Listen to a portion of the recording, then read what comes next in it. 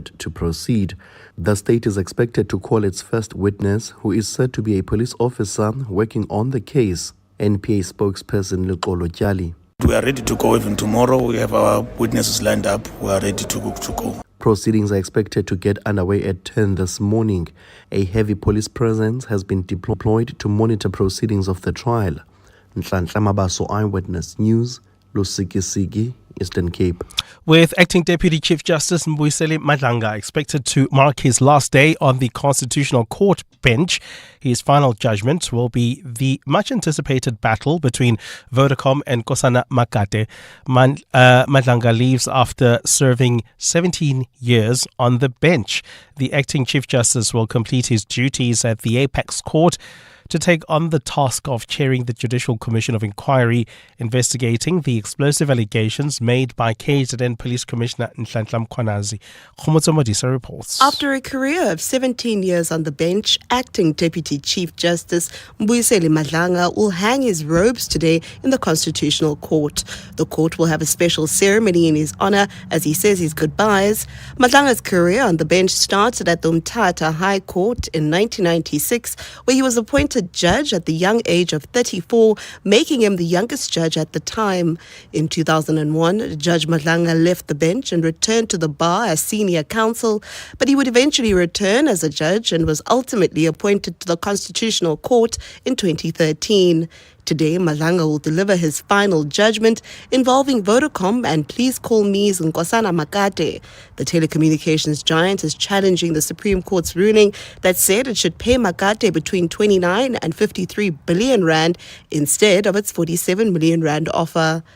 Khomzo Modise, Eyewitness News. Despite some ideological differences, Public Works Minister Dean McPherson says he has a great relationship with his deputy Cilliers Brink. McPherson replaced Zigalala as the minister following the 2024 general elections, and in just 1 year since the formation of the GNU, the DA and ANC members have publicly squabbled. Tabiso Goba reports. Due to their respective political parties, Dean McPherson and Cilliers Brink stand on opposite ends of the conversation around the Expropriation Act. Earlier this year, Zigalala accused the new batch of DA ministers of taking credit for the previous administration's work. Plagiarism and data integrity are not taught at a basic education level. Those comments were perceived to be directed at McPherson, who doesn't have a tertiary qualification, while Zigalala has a master's degree. In an interview with EWN, McPherson says comments made in Parliament must be taken with a pinch of salt. What I don't accept, though, is people who continuously want to drive a wedge between myself and the Deputy Minister. We have a great relationship. We work well. McPherson says disagreements are expected when people come from different political parties. Tabiso Goba, Eyewitness News. And Israeli forces have killed at least 30 people when they opened fire on a crowd waiting for humanitarian aid in the north of the Palestinian territory of Gaza. Gaza Civil Defense spokesperson Mahmoud Basal says at least 300 people were wounded when the Israeli forces opened fire on people waiting for aid in the north of Gaza City yesterday. The Israeli military says it has no knowledge of casualties in the attack. Meanwhile, officials in Gaza says that hours earlier, 14 Palestinians were killed in 4 other incidents, 3 near aid distribution sites. In 2 of the other incidents, the Israeli army said it had fired warning shots. Canada's Prime Minister Mark Carney, who has announced that his country wants to recognize an independent state for Palestinians, says the suffering must end. The level of human suffering in Gaza is intolerable. Canada will increase its efforts in supporting strong democratic governance in Palestine. Gold is trading at $3,296.42 an ounce. The rand is at 17.95 to the dollar, 23.82 to the pound, 20.54 to the euro. Brent crude oil is at $73.05 a barrel. And in the traffic, we still have got heavy delays on the N3 North as well as the N12 East. This is in the Albert and Germiston areas due to a major accident scene. The N3 North coming out of Grey Avenue is also affected towards the Rand Airport interchange as along with the N17. So if you're traveling around these areas, please be on the lookout there and approach with care. A fine day in store for Gauteng this Thursday. The temperatures will peak at highs between 20 and 21 degrees. The top story in EWN this hour, the NPA in the Lusikisiki massacre case, where 18 people were killed in the Eastern Cape, is expected to lead evidence from its first witness. EWN, in touch, in tune, and independent. For the latest, visit ewn.co.za or download the EWN app. What are the matters that matter to you? 702 Listens. You're with Clement Manyathela On 702. Let's walk the talk. Streaming on the Prime Media Plus app. DSTV channel 856. 92.7 and 106 FM.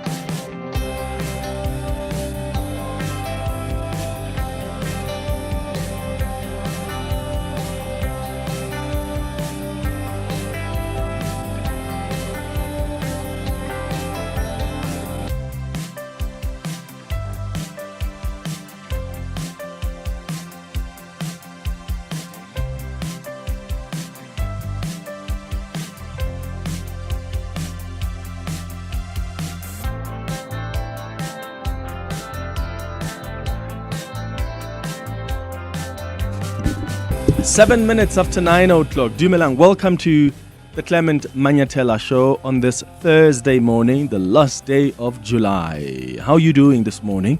Thank you for being with us here on 702. The 702 open line starts now on 011-883-0702. The WhatsApp line is 072-702-1702. On YouTube, you can also express your opinions there, your inputs on the 702 open line. Just go to the 702 YouTube page if you want to watch and listen to the show at the same time. Hello, if you're watching us there on YouTube. We'll read your comments from there as well. How fascinating were the legal arguments in the Constitutional Court yesterday? The former President Jacob Zuma and the MK party went to the court to invalidate President Ramaphosa's decision to put Senzo Mchunu on special leave, right? They believe that he violated the Constitution by putting him on special leave because the Constitution only expressly empowers him to hire and fire. The party also challenges the President's institution of the Commission of Inquiry, and their issue is, what is it going to achieve? Because past recommendations of commissions have sort of been ignored to an extent, especially when it comes to the political leaders or people in government. That's the point that the MK party was making in Parliament, so in court. So should the allegations against Senzo Mchunu have resulted in him being fired? That's really the question here, as opposed to him being put on special leave. Did the president act rationally? Is he empowered by the Constitution to suspend a minister and appoint an acting one? Is it explicit in the Constitution that he may suspend? The MK party says there are no such powers. And if the drafters of the Constitution wanted those powers to be expressly clear, they would have done so. Because in other sections of the Constitution, he is in fact empowered. I think section 177. The president is empowered to suspend, for instance, a judge on the recommendation of the JSC. So that's part of the points that they made. What do you think? I'll play some of the clips from the Constitutional Court, and I would like to hear where you stand on this one. Which argument do you think was strong? Which argument do you think was weak? What's convincing you more? We'll find out if the party was able to actually prove to the court that there was legal basis for it to launch this urgent legal challenge in the Constitutional Court and not the High Court, because that's the hurdle, right? Mpofu conceded yesterday that the matter could have been taken to the lower courts, but he argued that it would have taken years to have it ventilated and there would be no country left by the time this matter reached its finality. So let me know your thoughts on 011-883-0702, your WhatsApps on 072-702-1702.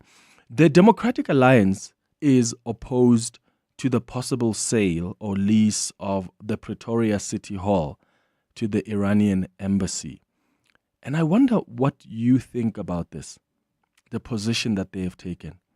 So, for some context, the Iranian embassy has approached Tshwane over the possibility of handing over the City Hall to the Iranian embassy, because the City Hall, but we're talking here about a building that's not been in operation for a while now. The embassy said it wanted to build Iranian restaurants. They want to build a museum and a library in the hall, which would generate economic opportunity for the city of Tshwane, right? So economically, you're probably thinking, tick. The DA's caucus leader, Cilliers Brink, said this should be immediately rejected because South Africa is in negotiations with the US to show up that relationship, and the capital city should not undermine that. So the DA in Tshwane says, if you dare even start talking to the Iranians or giving this building to them to lease, then you are going to anger the US, and that's not going to be good for us, given the negotiations that are currently underway between the two countries. What do you think about that? Because it's okay. Trump tells us, don't be part of the BRICS, otherwise I'll give you a 10% tariff. Trump tells us, don't talk to China. Why are you talking to Russia? But he's allowed to talk to them. America can go and negotiate with Russia. They can go and negotiate with China. I bet you America, whenever it wants to and decides to, it can go and sit with the Iranians too. But no, we can't. So what do you think of this decision, this position that the DA holds in Tshwane, and what do you think should be the position of the city of Tshwane? Here's a hall that's not being used. It could be used for economic benefit of the city. What do you think Tshwane should consider here? Go ahead and make a deal with the Iranians to take this, build those restaurants and museums there, or do you agree with the DA that this is going to put us in an awkward situation once again with the Americans? 011-883-0702. Your WhatsApp's on 072-702-1702. At 10 o'clock, we're going to do the Hanging Out feature. Today, I'm really excited to be hanging out with Nhlanhla Mafu from Mafiki Zolo. She is a powerhouse vocalist. This woman has made us dance and enjoy music for so long. She's been in the industry for about 2 decades now, but she's also a fashion icon. And Bongani was making fun of my top. And thank you, Brian, on YouTube, who says, Clement, Bongani is hilarious. That's no rugby jersey. You look casually stunning. Thank you, Brian. Too kind. But Bongani argued that how am I hosting a fashion icon and I look the way that I look today? I don't think there's anything wrong with my look. But you can tell me there on YouTube what you think. So we're going to be speaking to Nhlanhla Mafu. She is a fashion icon. She is an incredible artist, and I can't wait to get to know her better between 10 and 11 o'clock. At 11 o'clock, we are going to do our Thursday dialogue. And today I'm asking, what difference will France, Canada, and the UK's moves to recognize a Palestinian state make? What difference will the awakening of some Republicans to the reality of the situation in Gaza truly make? People like Marjorie Taylor Greene. Do you know that woman? She's a Trump ally. She's now decrying genocide in Gaza. You must go check what she has said before about Israel. After supporting Israel unconditionally for so long, they're now waking up to the reality that, oh my goodness, we have been supporting a monster that doesn't have empathy for children, doesn't have empathy for people that have nothing to do with this new wave of war. When South Africa told the world this is a genocide, what happened? We got attacked. When South Africa approached the ICJ, we got attacked. Even by some of these Republicans and European countries. Remember Canada and the UK, who are now coming out and saying we're going to recognize the Palestinian state. Canada and the UK, they came out at that point when we were recognizing, when we went to the ICJ, and they said the ICJ case was unjustified. They said we were wrong to take Israel to the ICJ. The UK even said it was nonsense for us to accuse Israel of genocide. And now they're waking up to the reality. So there's a shift in Western policy. But what difference is it going to make? How significant do you think is this move by France, by the UK, by Canada to recognize a Palestinian state? That's a conversation we're going to have at 11 o'clock. I'm going to bring in the French ambassador to South Africa. I'll bring in someone to speak for the South African government and bring in some analysts as well. That's the show coming up over the next 3 hours. Clement Manyathela, streaming on the Prime Media Plus app. DSTV channel 856, 92.7 and 106 FM. Morning, Clement, JK from Hammanskraal. You see, regarding the Concord arguments yesterday, Zuma thinks he's the only special person or president. When he was president, there are lots of things that happened. He had the same powers, and there was no argument about that. But now just consider this. If somebody is your boss or employer, they employ you, and then they can fire you. And they can also do anything in between. Let me give you a very, very simple example. It's like looking at a rich man who is able to buy a whole dozen of eggs, and then you say that person cannot or doesn't have powers to buy 1 or 2 eggs. So it's a very ridiculous argument. And they themselves, as a defense, they could see that they are fumbling. But as I say, the results are going to show once again the left egg on their faces as usual when Ramaphosa wins this case again. Jack from Hammanskraal. Good morning, Clement. I was listening to the proceedings yesterday, and I must say it was a bit difficult trying to keep up with everything that they were saying because of all the legal jargon. I mean, I even heard them talking about jurisdiction and why didn't they go to the High Court and this and that and other apex courts. And yeah, so it was a bit difficult trying to comprehend everything. I don't know if you can get someone who can try and break down the heads of arguments from each side and all applicants and as well as the defendants, and just try and break it down because it was a bit difficult trying to keep up with everything. Look, my advice to you would be go check out Section 913C of the Constitution, Section 177 of the Constitution, and Section 98 of the Constitution. Because those really, I would say, were some of the central sections of the Constitution at the heart of, the main arguments that were being made yesterday. So the president has the power to hire and fire the people that he appoints, right, to be part of his cabinet and to be deputy ministers. The MK party, the former president Jacob Zuma has been arguing that nowhere in that section of the Constitution does it say you can also place on special leave someone. It says you can hire or fire them. But remember what the president said is, I hereby place Senzo Mchunu on special leave and I'm appointing an acting minister. So they've argued that, but where? Where does it say you can? Because the Constitution then should have said you can fire, hire, and place on special leave / suspend, even though one of the justices argued that putting on special leave and suspending, what if that is the same thing? Are we not, like when we look at the jargon here, are we separating that these two phrases mean something that is different? Because then are you suggesting that the president doesn't have the power to suspend the ministers? But the former president's legal team says, but this person gets suspended and they retain their full benefits.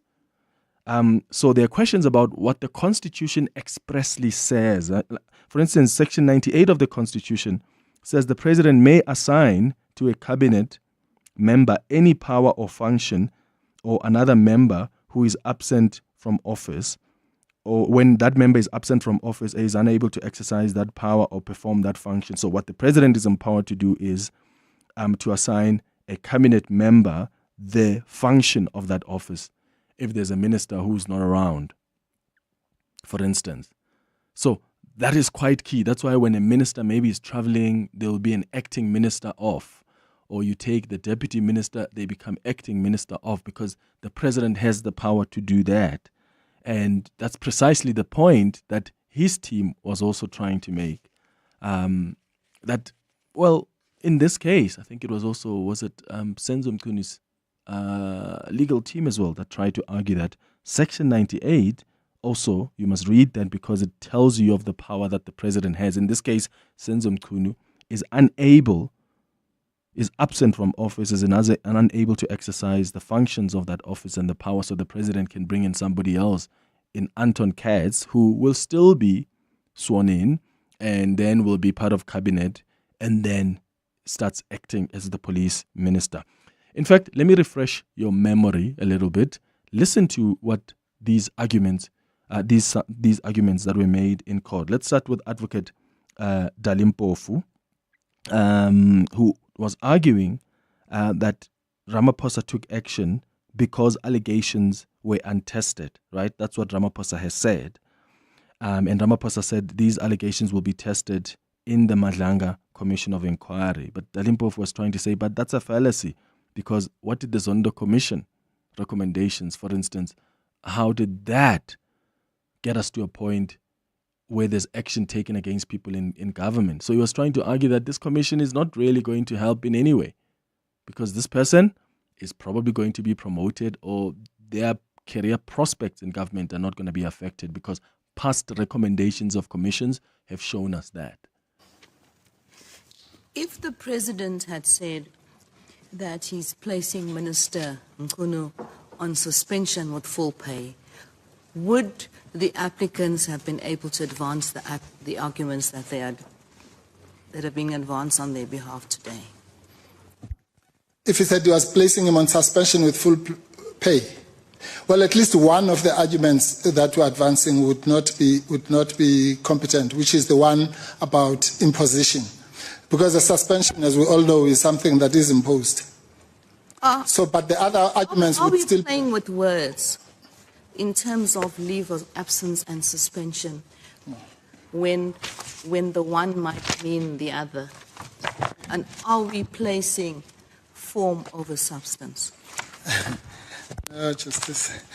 You see, the president, let me, and again, since I was listing disappointments, this is another disappointment, because the president seeks to mislead the court by creating, to justify that by pointing to the Zweli Mkhize example.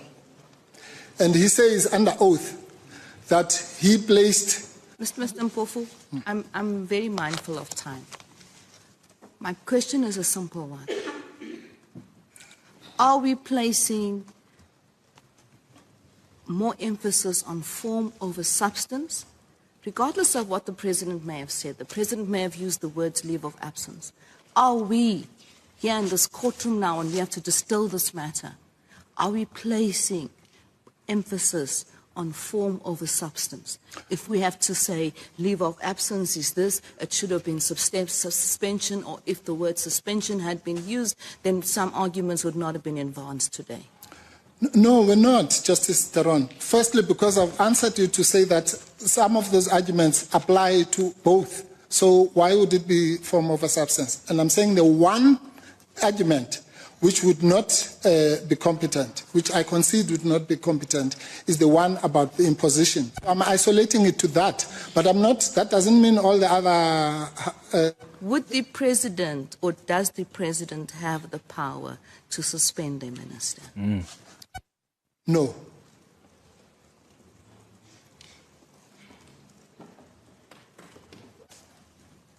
And what do you advance as authority for that submission? Because it goes back to where we started. That power can only, since we all agree, all of us in the room agree that there's no express power, that can only be found on implied powers. Okay? So there are two reasons. When the Constitution wants to,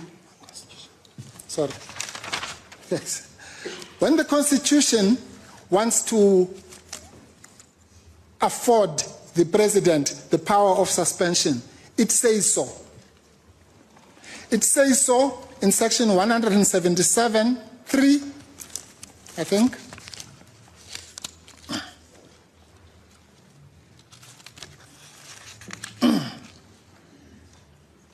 Yes.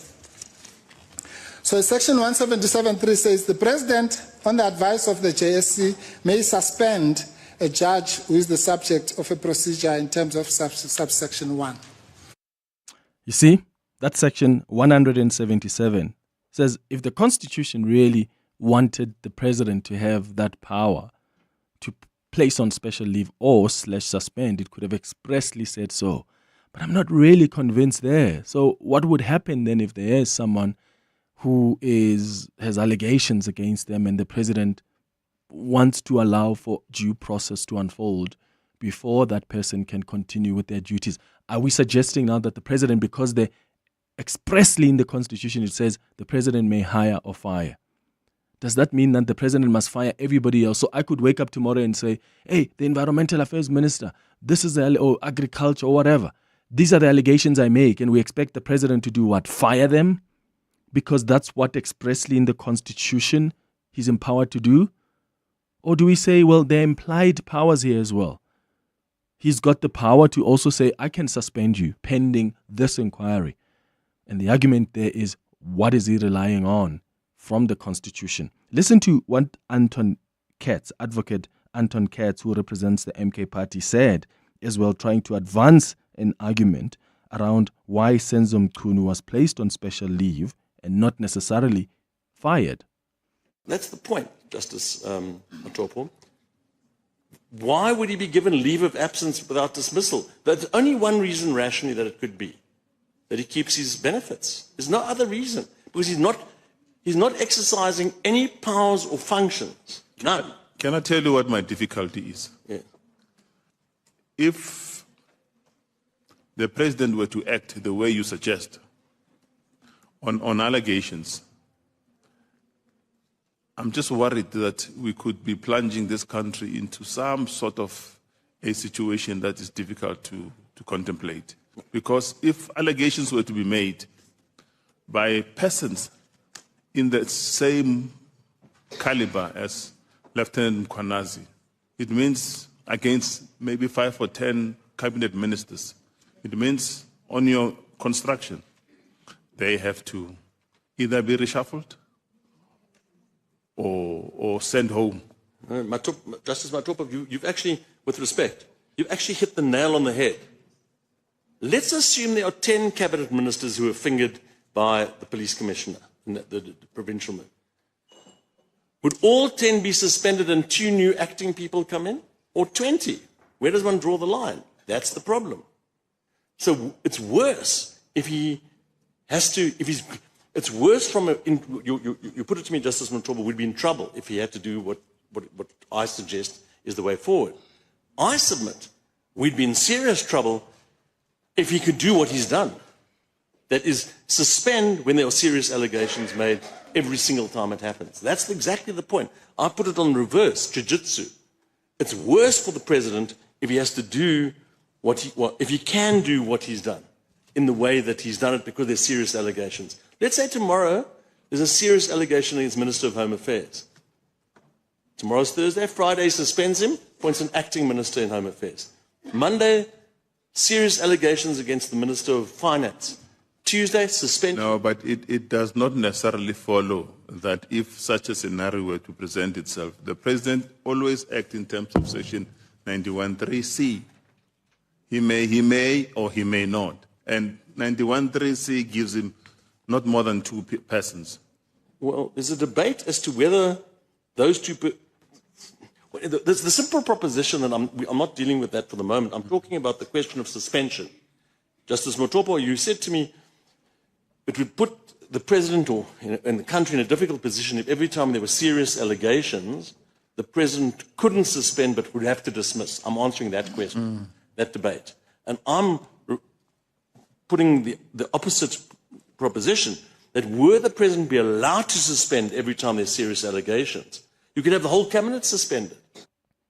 Yeah, but also you could have the whole cabinet taken out based on allegations. And I think what Justice Muthapo was trying to say there is, okay, what happens in instances where there are allegations against, let's say, 5 ministers in cabinet that have not been tested? Are we suggesting that because the president constitutionally has that power to hire and fire, then those people must just be suspended, those people must just be fired? Or must there be room there to allow for due process? Let's test the allegations. And how do you test the allegations? Well, the presidency believes put them on special leave. But there's an argument that, but these people are keeping their benefits. What are your thoughts, having heard these specific arguments? 011-883-0702. Send us a WhatsApp voice notes. Put your comments there on YouTube as well. We'll come to them after the headlines. Sfiso, good morning. Thanks, Clement. Good morning. Police have urged the public to stop spreading false news following information on social media claiming that kidnapped businessman Jerry Boshoga has been found dead. Police say in the last 24 hours, unverified social media accounts have shared that the businessman has been found deceased. Boshoga was reported missing in November last year after leaving a meeting in Centurion. The NPA in the Lusikisiki massacre case, where 18 people were killed in the Eastern Cape, is expected to lead evidence from its first witness today. 6 men are accused of shooting the group that gathered ahead of a ceremony in Ngobozana village in September last year. And trade tensions between South Africa and the US appear set to escalate, with a 30% tariff on South African imports into the US coming into effect from tomorrow. Trade and Industry Minister Park Stawu says there's been no breakthrough to halt the duty despite ongoing diplomatic talks between Pretoria and Washington.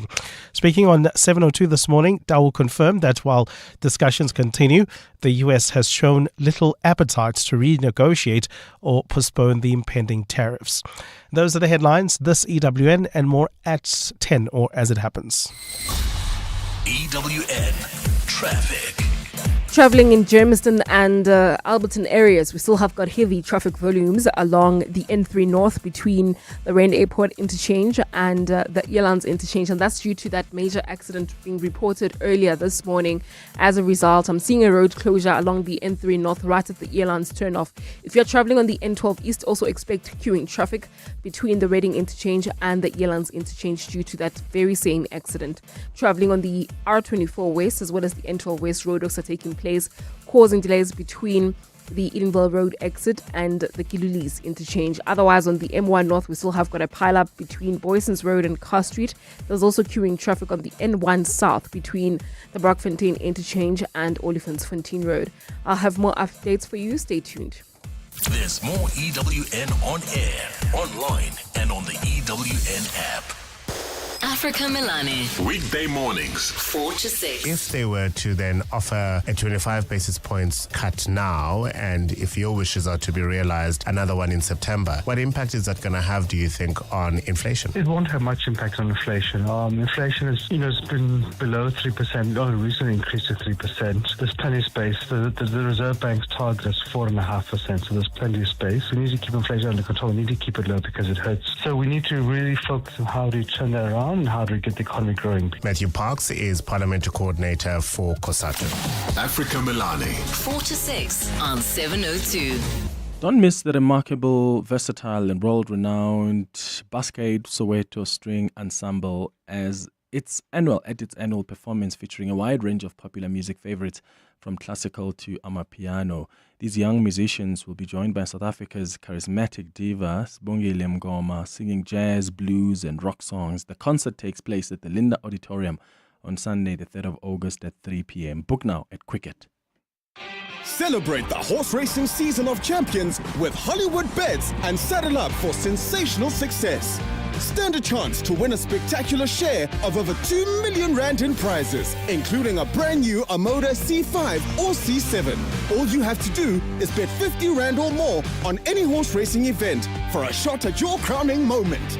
Take the reins and get ready to gallop to grand rewards. Bet now. T's and C's apply. Hollywood Sportsbook is a licensed betting operator. Hollywood Bet supports responsible gambling. No persons under the age of 18 years are permitted to gamble. Winners know when to stop. South African Responsible Gambling Foundation toll-free counselling line 0800 006 008 or WhatsApp HELP to 076 675 0710. At the heart of global conversations shaping our future, Africa's voice is more important than ever. As proud lead sponsor of the B20, the Standard Bank Group is honored to showcase the continent's growth, partnerships, and potential on the world stage. Because driving Africa's growth isn't just our ambition, it's our purpose. Tune in every Monday from 3 p.m. for the Standard Bank B20 In Brief for key insights and updates around the B20. Standard Bank is an authorized FSP and registered credit provider. Every business begins with heart, but it thrives with support. And no one backs Gauteng's dreamers and doers like 702, Yoko, and you. Gauteng's greatest awards with 702 and Yoko are back to recognize and celebrate the local entrepreneurs making life better. From your favorite coffee spot to the baker who knows your name, from the salon that raised generations to the bold newcomer raising the bar. Just think of the business that made you feel seen. Now's your chance to say, I see you. I see you. Go to primemediaplus.com to view the categories and make your nomination. Because this province isn't just the hub of business, it's the home of excellence. And excellence deserves your applause. Gauteng's greatest awards with 702, powered by Yoko. Let Yoko Counter fuel your business to greatness. Go to yoko.com to explore the new point of sale solution, saving hundreds of businesses time and money. To every 702 lender who laced up, showed up, and walked the talk with us this past Sunday, thank you. The 702 family loved every moment of walking, talking, and connecting with you on the route. You made the 2025 702 Walk the Talk one for the books, and we can't wait to do it all again with you next year. Here's to you, 702 lenders, and here's to the 2025 702 Walk the Talk, hosted by Freedom Park in the city of Tshwane. Your voice, your station, your open line. Walk the talk with Clement Manyathela on 702. 23 minutes before 10 o'clock. Let's continue with your calls on the 702 open line. Godfrey, you are in Midrand. What are your thoughts on yesterday's arguments in the Constitutional Court? Good morning. Clement, good morning to you. You know you've nailed it. The two clips that you've played, including the one by the last judge, Matopo, just sums it up. But my humble submission is that in terms of talking about what is the clear, easy principle in law, audi altem patem rule, listening to both sides. And the MK, and sadly, that's, typical of Dali and Khan here, seem to pretend as if this is a matter about Mchunu alone. There are the Browns of this world, the Brown Mokotis of this world, the so-and-so, the so-and-so. What about their side of the story? Because at the end of the day, the president is beset with having to deal with what is allegedly a corrupt state that includes the judiciary, and there's an argument whether it's at magistrate level or at prosecutor level, blah, blah, blah, but that's not the issue. And you could see yesterday, because I did watch it, even when Judge Shiku was asking, starting with Judge Mashampa, I think, and then Judge Shiku, you could see the irritation, because there's an embarrassing lack of common sense. You can't wake up and say, Madimeja is a thief, and then Madimeja is fired because I said so. Who the hell am I? It must be tested, and Madimeja has a right at law. Basic. It's not labor law. It's nothing. It is a basic human right. It's a basic right at law for him to be heard and for him to cross-examine so that I can prove what I'm alleging. What we are dealing with here is we're just dealing with what I call, or what they themselves, the lawyers call, vexatious litigants. They hate Ramaphosa, and that's fine. And it's said that a constitutional democracy allows all these rats and funny things to come out of the woodwork and literally waste money and time, because the roll call in this country, as you know, Clement, there are many other more, in my mind, significant cases. Here is this thing. Now it's sitting at three different fora: at the Constitutional Court, Parliament, in its own way, is meandering its way. Judge Mahlanga now has to tap dance around this to make sure that, and whoever are being gathered to come and work on this thing, and something might come out about objections of some of the members of the of employees in the commission, for all I care to know. Because everybody is trying to scuttle and say, you can never, whether you are, no matter how smart you are, on hearsay, unproven. And what happened to the principle of we're all innocent until proven guilty? I mean, that would be a disaster. Can you imagine that just because there's any allegation, how this would be weaponized even in politics, if this is the way that we'd expect the presidents to act and use their prerogative? Just fire them, suspend them because, someone else has claimed that they are implicated in this or that. But here's a question for you, Godfrey. Technically speaking, and according to the law, how do we then justify that action? Because that's precisely the question Dalimpofu asked, is when you look at Section 177, the drafters of the Constitution wanted it to be expressly clear that the president may suspend, for instance, judges, right, on the recommendations of the JSC. So Dalimpofu says, but where in the Constitution does it say the president can place this person on special leave? We are not all endowed with common sense. And thirdly, and as I call him Nchanam because I know him, we are not endowed with common sense. You can never have the right to fire and hire, or hire and fire, or fire and hire, without following due process. It is such common sense. But common sense is not for everybody. Wait, Godfrey. I disagree there with you because to hire and fire, that is the prerogative of the president. So sometimes it didn't make sense. Like when Zuma fired Pravin Gordhan, for instance, and he brought up some fake intelligence report, right? So we can't argue that, okay, you fire and hire, but sometimes it's not going to make sense. It's on your prerogative as the president, and that's the unfettered power that sometimes presidents have, and that we should question. This case is going to prove that there is not unfettered power, because there is a right to be heard and there is a need to investigate. There is a need for the president to apply their mind, Clement. Tell me, where do you apply your mind when all at every whim, at every step you can jump and hire and fire because it literally says so, and you don't apply your mind, you don't give the benefit of the doubt. I mean, he who alleges must prove. Remember.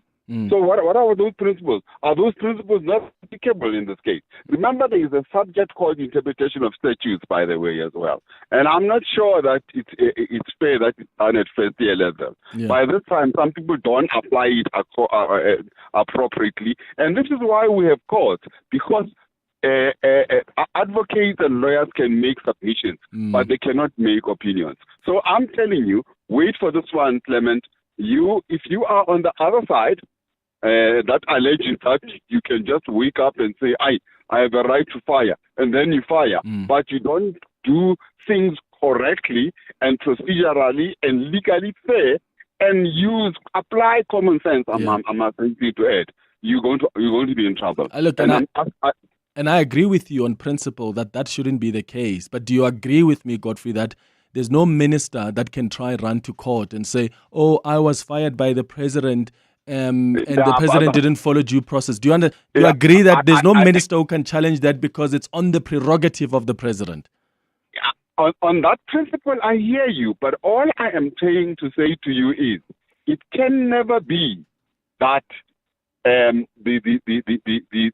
MKP is right. No. But how do we test rationality is what I'm asking, Godfrey. How do we test that the president's decision to fire someone is rational when that basis is on someone's prerogative? Because the concept of prerogative is very subjective. You and I can think that Zuma was wrong to fire Pravin Gordhan. But Pravin Gordhan, for instance, that's just an example. Pravin Gordhan wouldn't have a legal strong case to go and argue, I was fired unfairly, because Zuma could say, well, it's my prerogative. I actually think that you didn't do a good job. So how do we test the rationality of that decision?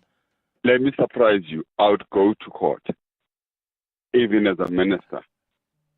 Prerogative or no prerogative. I'm not challenging the prerogative. Yeah. I am just saying to this person, you took away my basic right of the right to be heard.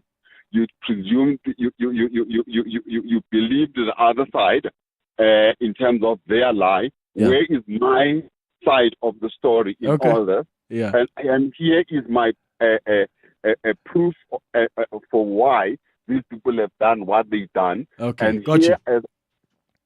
Yeah, got you. Let me hear what the other listeners think. I hear you. I'm not fully convinced, but I do think there's a fair point here, because remember the DA once went to court, in fact, I think when Pravin was fired, and they said, what was the reason for that? So as much as it is your prerogative as the president, the DA successfully went to court to say to the president, what was your reason? But that doesn't mean the president can reverse it. It just means you can just tell us, what did you base that on, basically? James, you are in the Johannesburg CBD. What do you think?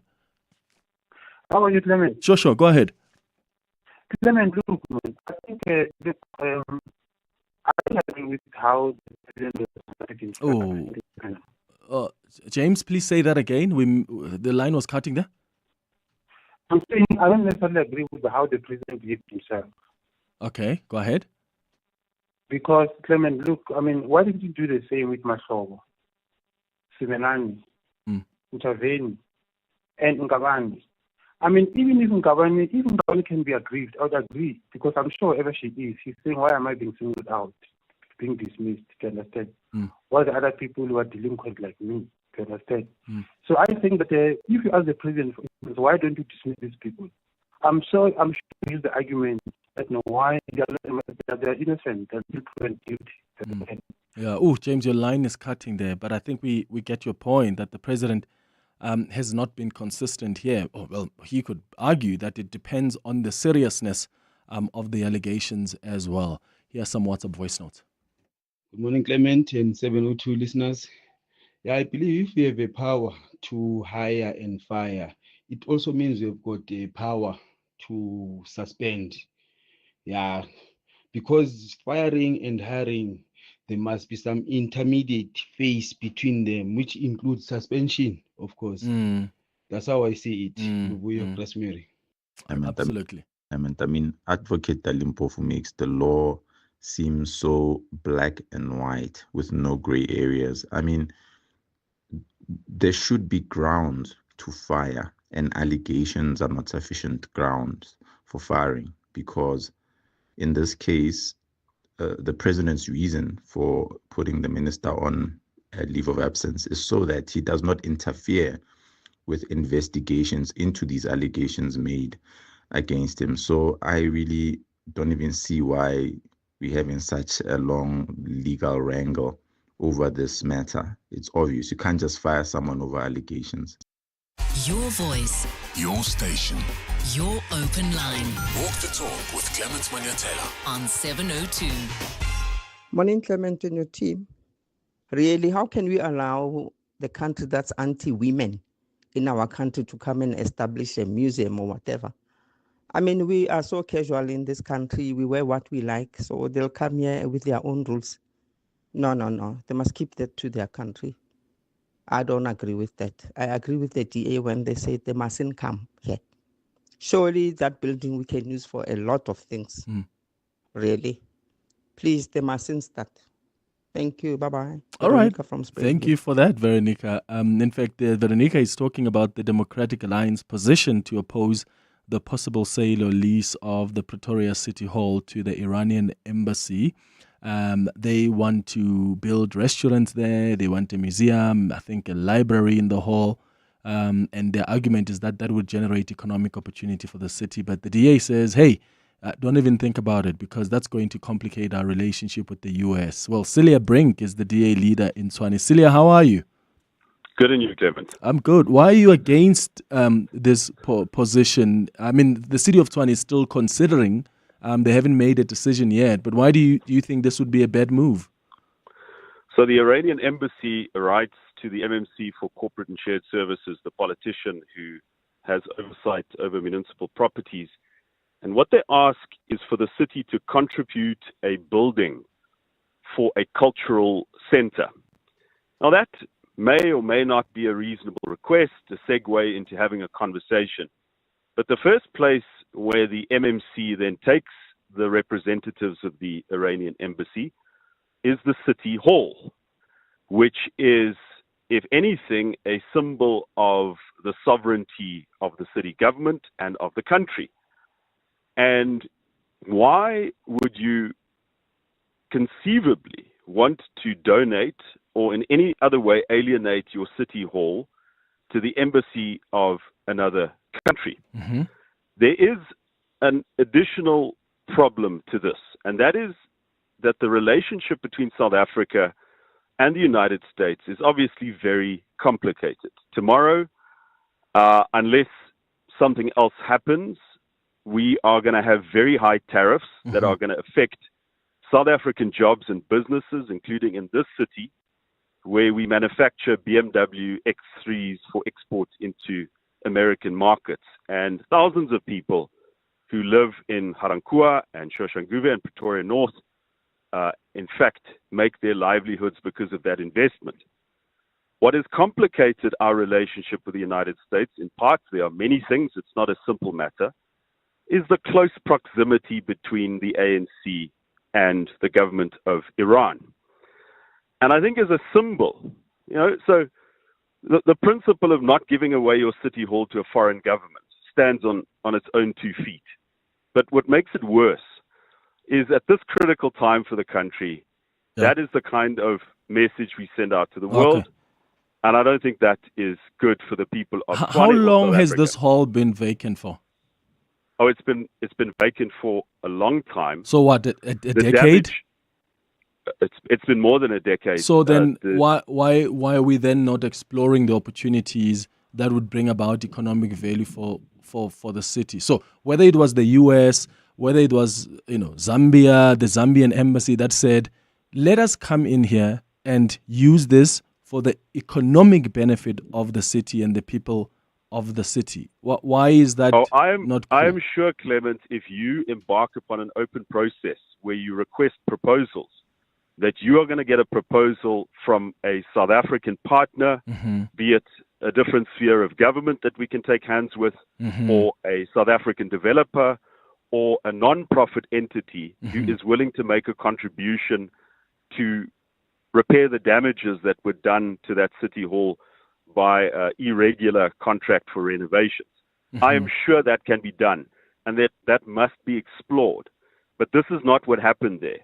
We got a letter as the city from Iran, from the embassy, who said, contribute a parcel of a building. That is what their letter said. Not, we want to buy, we want to rent a property, please explore the possibility. And then they were taken straight to City Hall. So I absolutely agree we need partnerships to revive these historical places, but this is not it. And I think it would send a terrible message if the City Council were to consider it. All right, Cilliers Brink, DA leader in Tshwane, thank you so much for coming through. He's, in fact, the former mayor of Tshwane. What do you think? Where do you stand here? Do you think the Tshwane administration should allow for the Iranian embassy to come through and build their restaurants, a museum there to generate economic opportunity for the city? Or as Cilliers Brink says, no, rather give that opportunity to other people. I'm sure there are other businesses out there that have got capital that are willing to do this. Where do you stand on this one? I don't want to focus much on even the relationship with the US because I feel like there's nothing you can do that will satisfy them. You could be saying hi to an Iranian ambassador as a minister of international relations in South Africa, and the US may think, how dare you say hi to them? And yet they are allowed to say hi to them. They are allowed to have negotiations with them, but you just can't. The same way they tell you, don't talk to Russia. Why are you friends with China? But they can sit and have a conversation with them. It's a little weird, I think. It's 5 minutes before 10. Your voice. Your station. Your open line. Walk the talk with Clement Manyathela on 702. Morning, Clement, to your crew there, and morning to everyone else who's listening.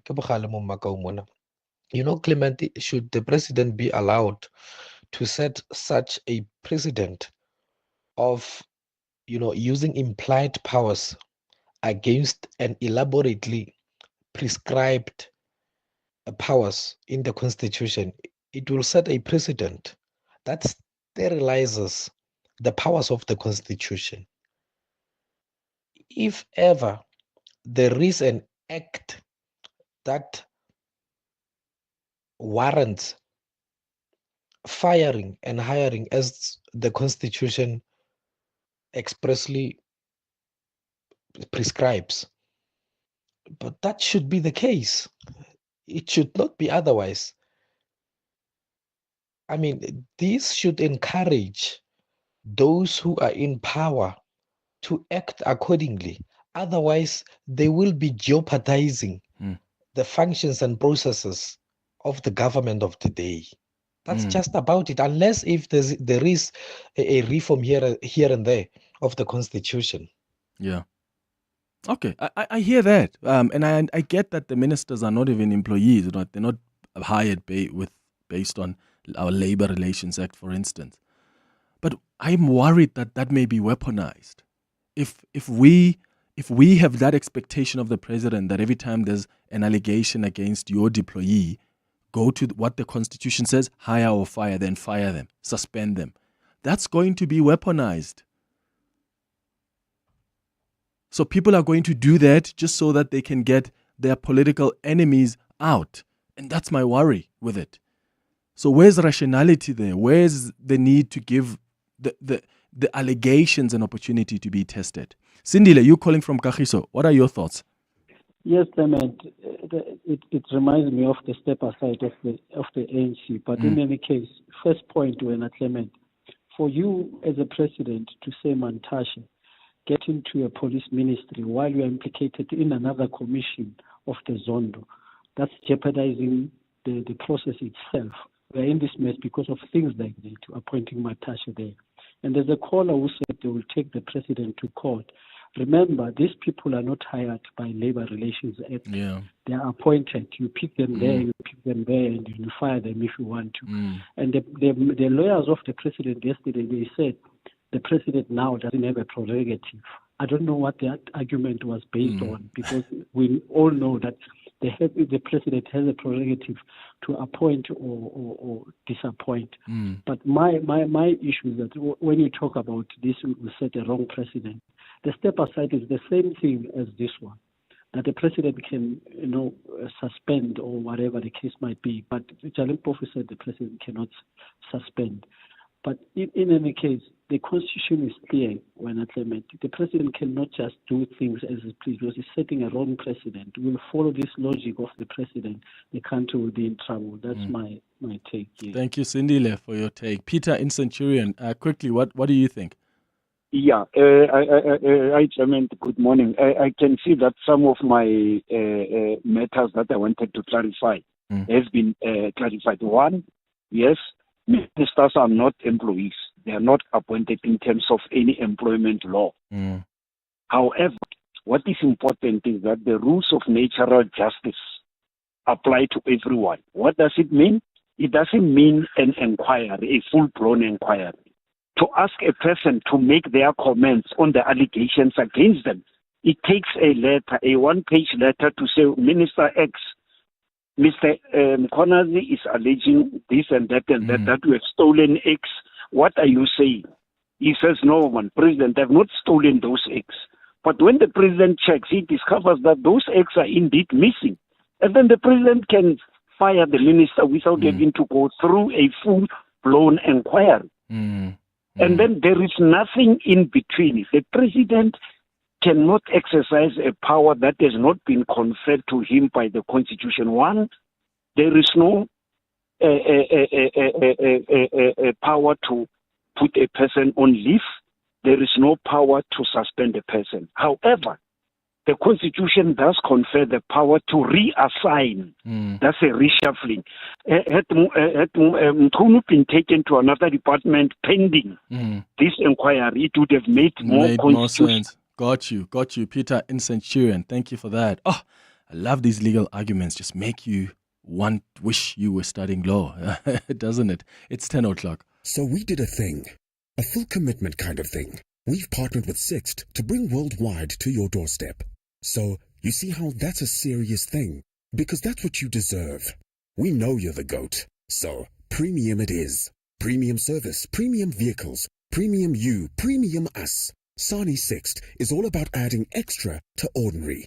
Extra reach, extra countries, so you can be extra premium worldwide.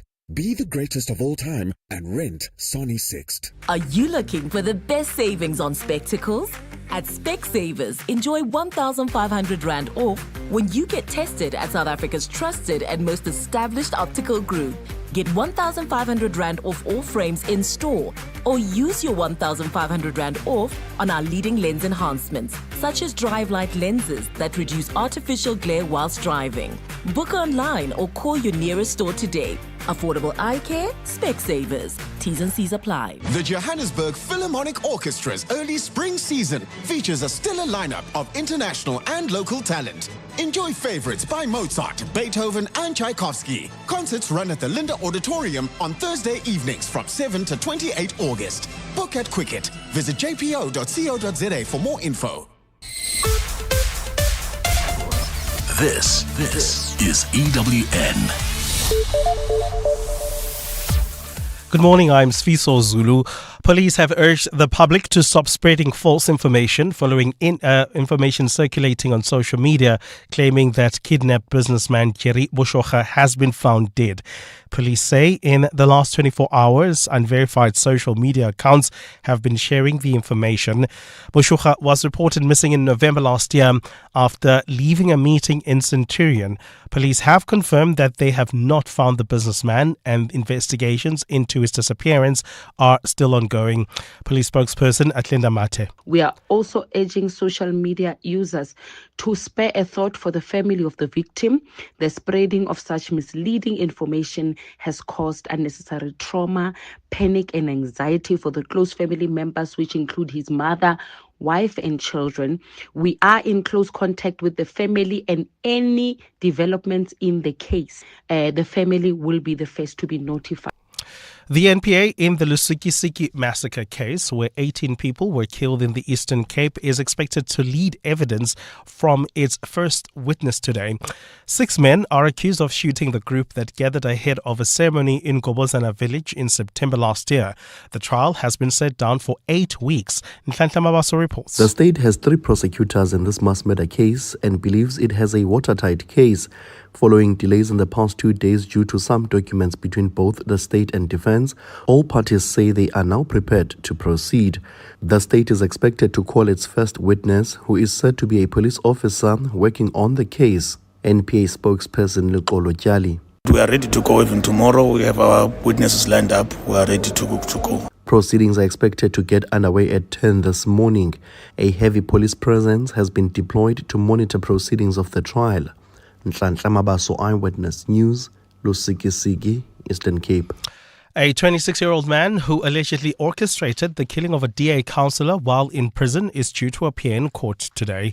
The DA's chief whip in Umgeni municipality, Nhlalayenza Ndlovu, was shot dead in front of his family in 2023. Yesterday, the SAPS Political Killings Task Team arrested a 26-year-old suspect and a 56-year-old traditional leader in connection with the murder. The latest arrest means a total of 4 people now stand accused of the councillor's murder. The DA's KwaZulu-Natal leader, Francois Rogers, says the party will be attending today's court hearing. We trust that the prosecuting authority now has its ducks in a row so that we can get to some conclusion and there can be accountability and consequence in what was a senseless and brutal murder of a public representative in front of his wife and small children. Trade tensions between South Africa and the US appear set to escalate, with a 30% tariff on South African imports into the US coming into effect from tomorrow. Trade and Industry Minister Park Stawu says there's been no breakthrough to halt the duty, despite ongoing diplomatic talks between Pretoria and Washington. Speaking on 702 this morning, Dawu confirmed that while discussions continue, the US has shown little appetite to renegotiate or postpone the impending tariffs. He says South Africa has been urged to table an enhanced proposal, hoping to sway President Donald Trump's administration to reverse course. We're having to navigate a last-minute proposal that's enhanced from the proposal that we had initially given. And to tell the truth, it's wait and see. And we are in the same boat as many other countries. I'm in discussion with colleagues in many other countries that are pretty much saying we're on the same. The 30% tariff follows months of trade strains between the US and several other economies amid growing protectionist policies in Washington.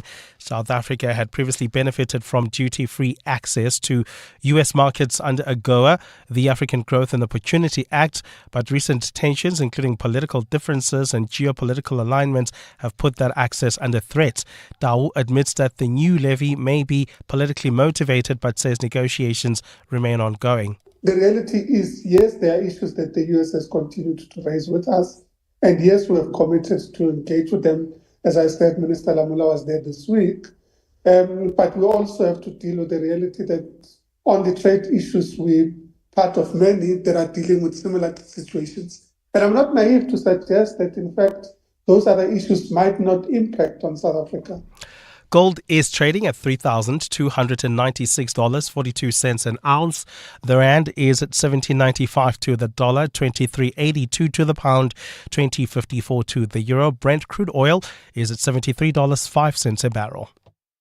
And in the traffic, we still have got heavy traffic volumes along the N12 East between the Reading interchange and the Earlands turnoff. There's also queuing traffic along the N17 West towards the Earlands.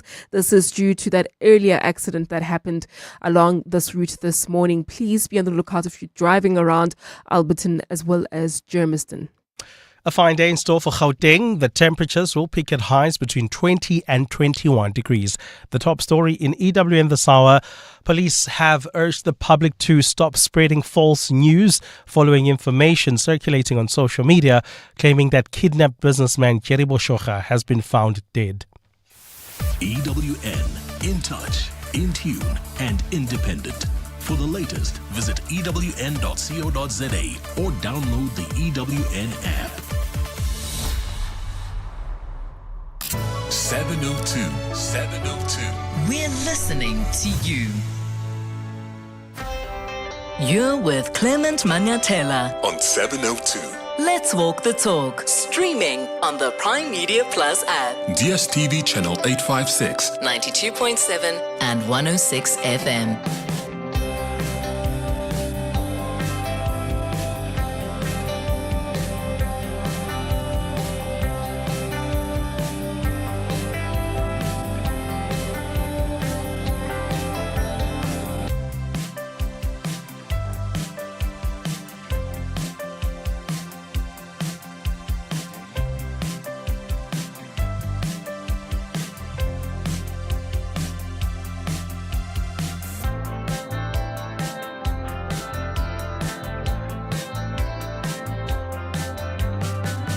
Eight minutes after 10 o'clock. Dumelang, welcome to the second hour of the Clement Manyathela Show. Thank you for staying with us here on 702, and thank you for your fascinating, insightful opinions and inputs on the 702 open line. Always fascinated by legal cases. I see that there was a tweet from, where is it? So Rocker on Twitter has tagged Unisa and says, "Hey Unisa, please confer a bursary upon the Honorable Clement to study law. He's ready." Rocker, funny enough, I got a call from someone quite close to me this week who said, "I think you should consider that." And I'm seriously considering it. I'm really fascinated by legal arguments. Like, I spend a lot of time sitting and reading heads of arguments, and I love just assessing and coming back to analyze them with you. So maybe when I'm done with what I'm doing at Gibbs now, I should get onto a law degree. We'll see. Coming up at 11 o'clock, we're going to do our Thursday dialogue. And today, I am asking, what difference will France, Canada, and the UK's moves to recognize a Palestinian state make? Right? What difference will the awakening of even some Republicans in the US to the reality of the situation in Gaza truly make? Because I would argue to you that Benjamin Netanyahu is still going to be allowed to do as he pleases. Or do you think that having these two Western powers, right, two European powers, France and the UK, coming out, and then also having Canada coming out to say we will recognize a Palestinian state, that puts some kind of pressure on Israel? We'll talk about that at 11 o'clock. But now, time for our Hanging Out feature. Hanging Out with Clement on 702. Let's walk the talk. And today on our Hanging Out feature, we've got Nhlanhla Mafu. This is a powerhouse vocalist, and she is a fashion icon. Bongani was joking earlier on that how can you host a fashion icon like Nhlanhla dressed like that? And I thought, I mean, am I really badly dressed? I don't think so. Nhlanhla, welcome to the show. Good morning. You. How are you? Good morning. Good morning. Thank you so much. I'm great. Do you always look this amazing? I've never seen you looking weird. We try. Yeah? We try. You know what they say, that every day when you're alive, Yeah. you know, you treat the streets as your fashion ramp. Yeah? So, yeah. And that's what you do. Do you think I'm dressed bad, or am I okay? Like, out of 10, what do you give me? Oh, my God. I don't want to 5. embarrass you.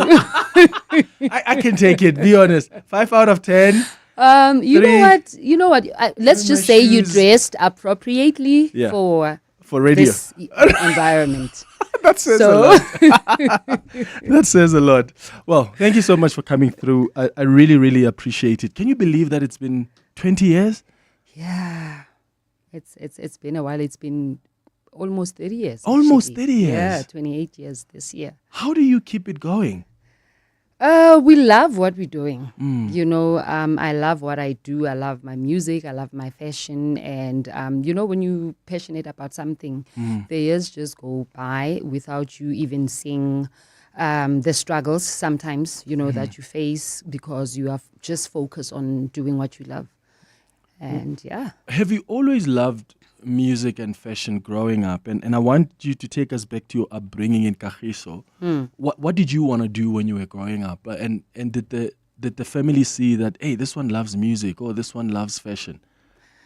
I think they did growing up. They knew that I've always loved music because I've always been involved in music projects in my primary school, you know, high school. So they were quite aware of my love for music. But they were not in the beginning supportive of it. My dad actually wanted me to be a lawyer. Oh, really? Yeah, because he was a court interpreter. And initially he wanted to be a lawyer. So, Yes. because of life circumstances, he couldn't pursue that. And he thought, you know what, my firstborn child is going to be a lawyer. So so he was quite disappointed, you know, that I wanted to take the music route.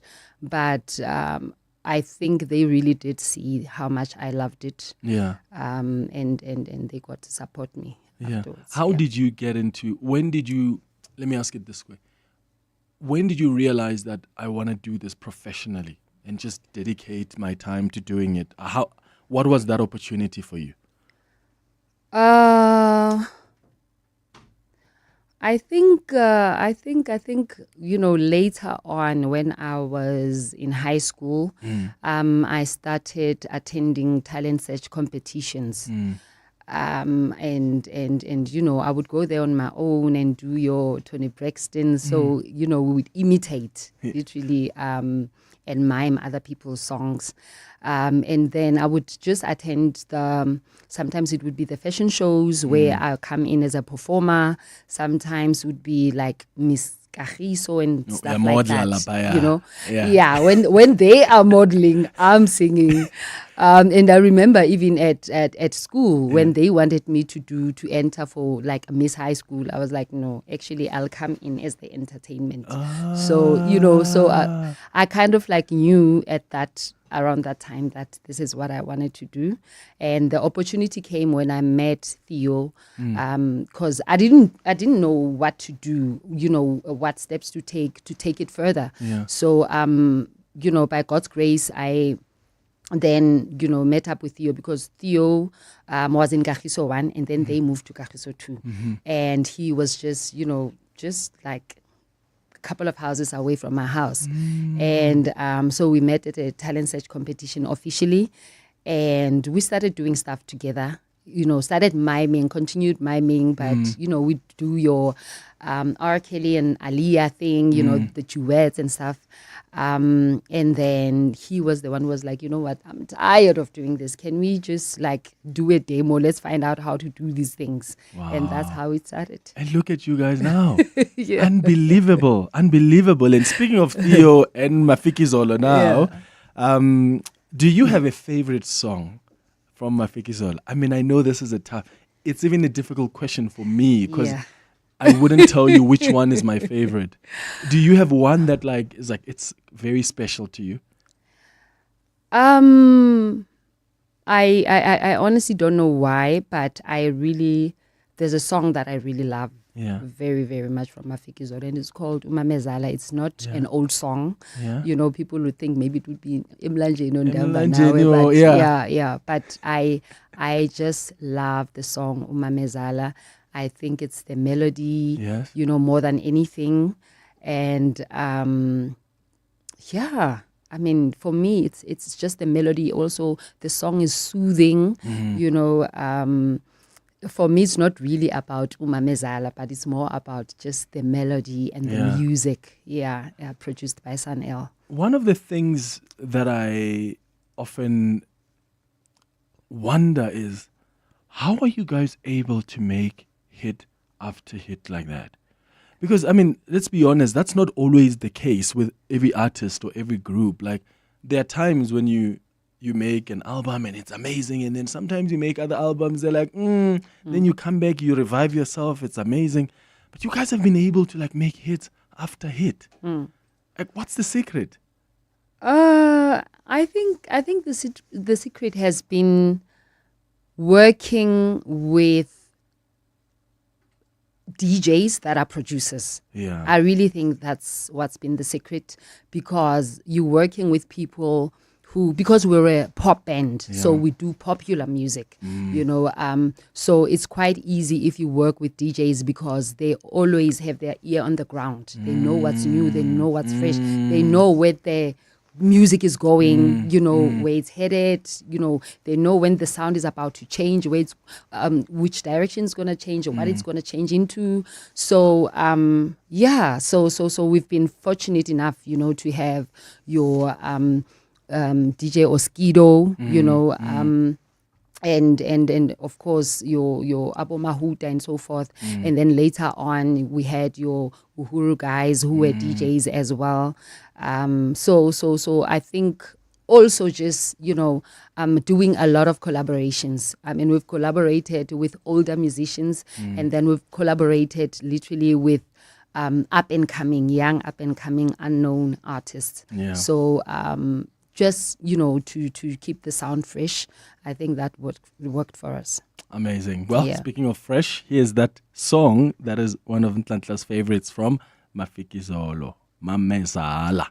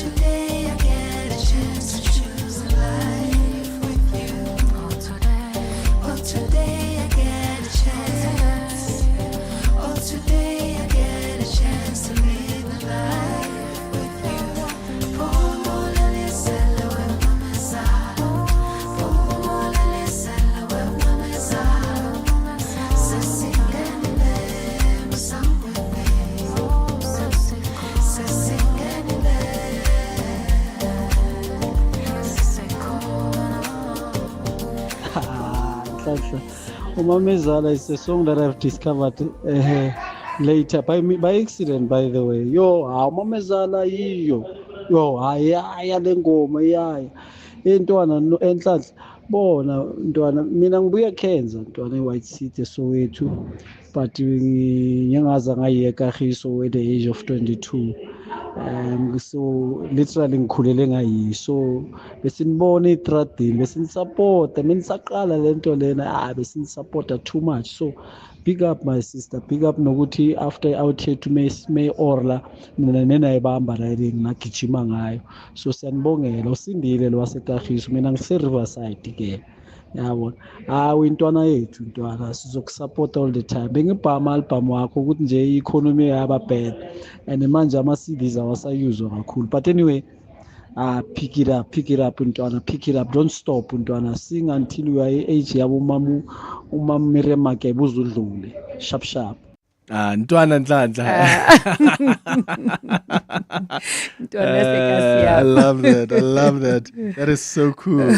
That is so cool. 011-883-0702. That's where you can give us a call. You can send your WhatsApps as well on 072-702-1702. We're on YouTube as well. You can watch this conversation live. Just go to the 702 YouTube page. If you've got some questions or comments there, I'll come to them in a moment as well. You deciding to get into fashion, Nhlanhla, were you always intentional about like wearing local stuff whenever you perform? When did you realize that I'm actually interested in getting into the fashion business? I think actually it's the women that supported me, that pushed me to get into the fashion thing. And because I would always just maybe buy something and change it a little bit, to suit me, to suit my style, And so when I would get compliments and they would ask me where I got that, it was difficult to say, okay, go to this shop, because I knew they were not going to get the exact same thing. It in some way. Exactly.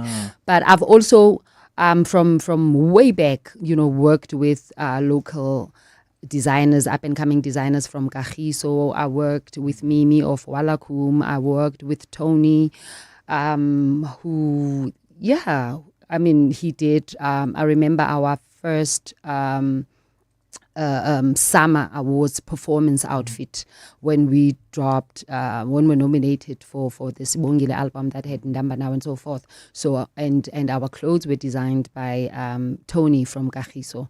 So we would literally just tell them, guide them, as to how we wanted to look, which look to go for, and how to do it, and so we would create, these garments, and they would in our heads, and they would bring them to life. Yeah.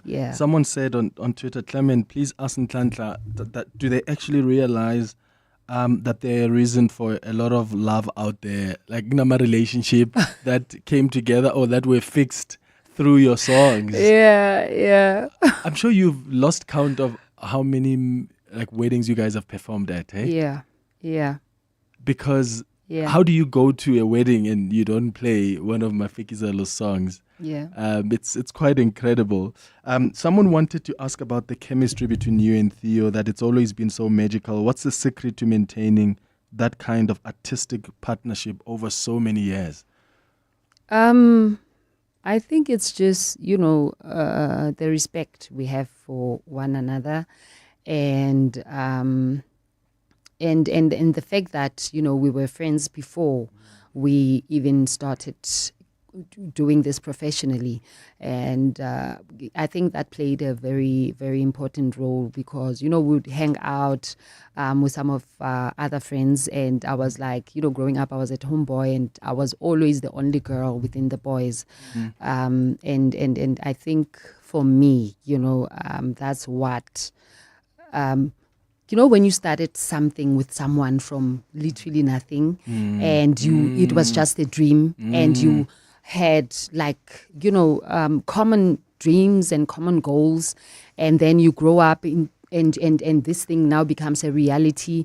And when you work together, you always look back at, can you believe that we're here?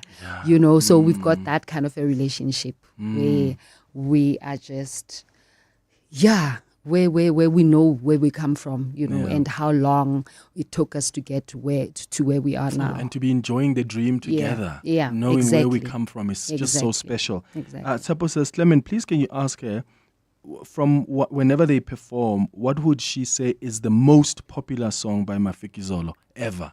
What's that one song whenever you guys perform, people always say, where's that other one? Sing that song. Okay. I would say it's in Ndamba Nawe right now, because we would start with other songs and then Ndamba Nawe would always be like the second song. Yeah. So and then that's when you start seeing people, literally the crowd becoming alive, and it's that one song where I feel like it's a song that unites people, that unites South Africans, where you find that an Afrikaans-speaking person knows the chorus and they would dance to the chorus and they would do like... Kind of dance, Ella. Yeah. Yes, that dance. Maybe it's like, Emil, what's that dance? Well, let's give them a little bit taste of that, and then after that we'll go to the latest in Eyewitness News headlines. Nhlanhla does have, of course, other music that she listens to. We'll get to listen to some of that as well. But here's this song that probably is one of the most popular songs by Mafikizolo.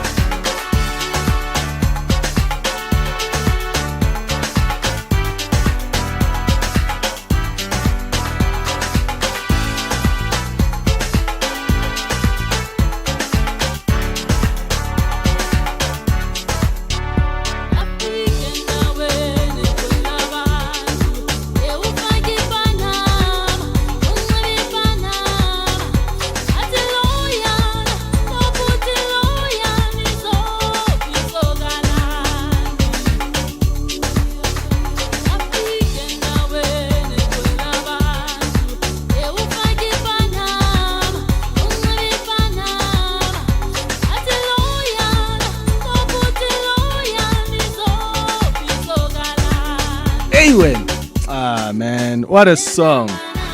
Shapa Kodesa.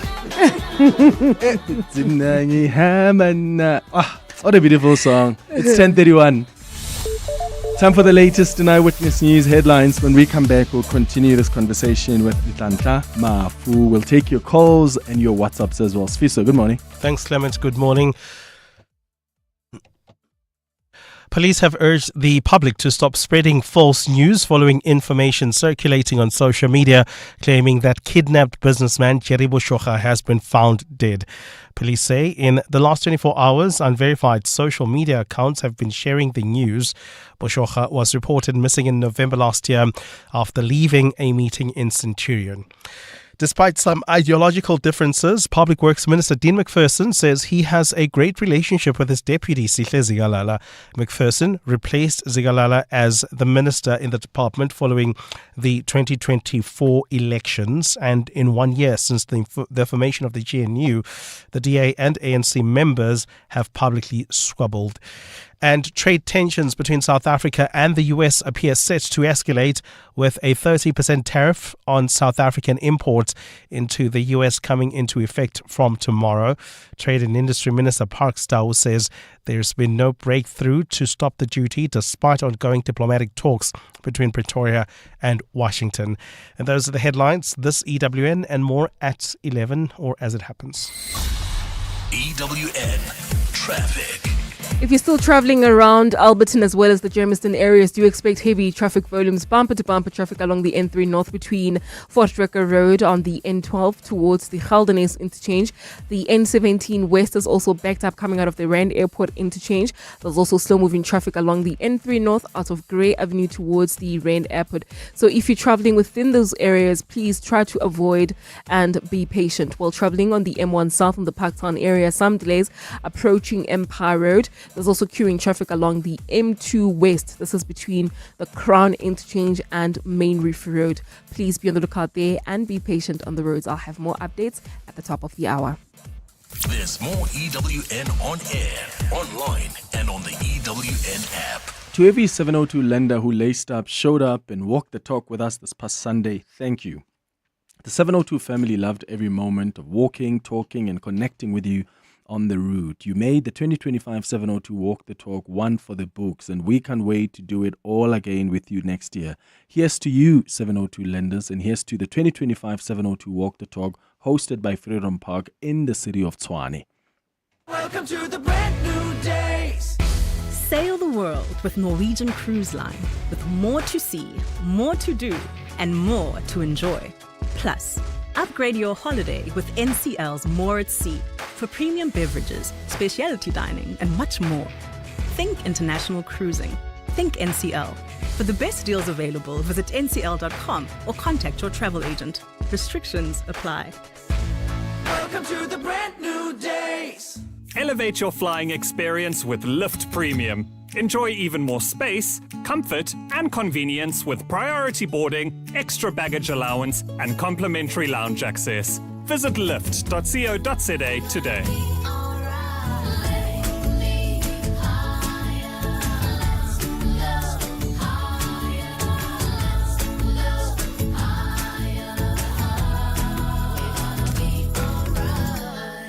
So we did a thing, a full commitment kind of thing. We've partnered with Sixt to bring worldwide to your doorstep.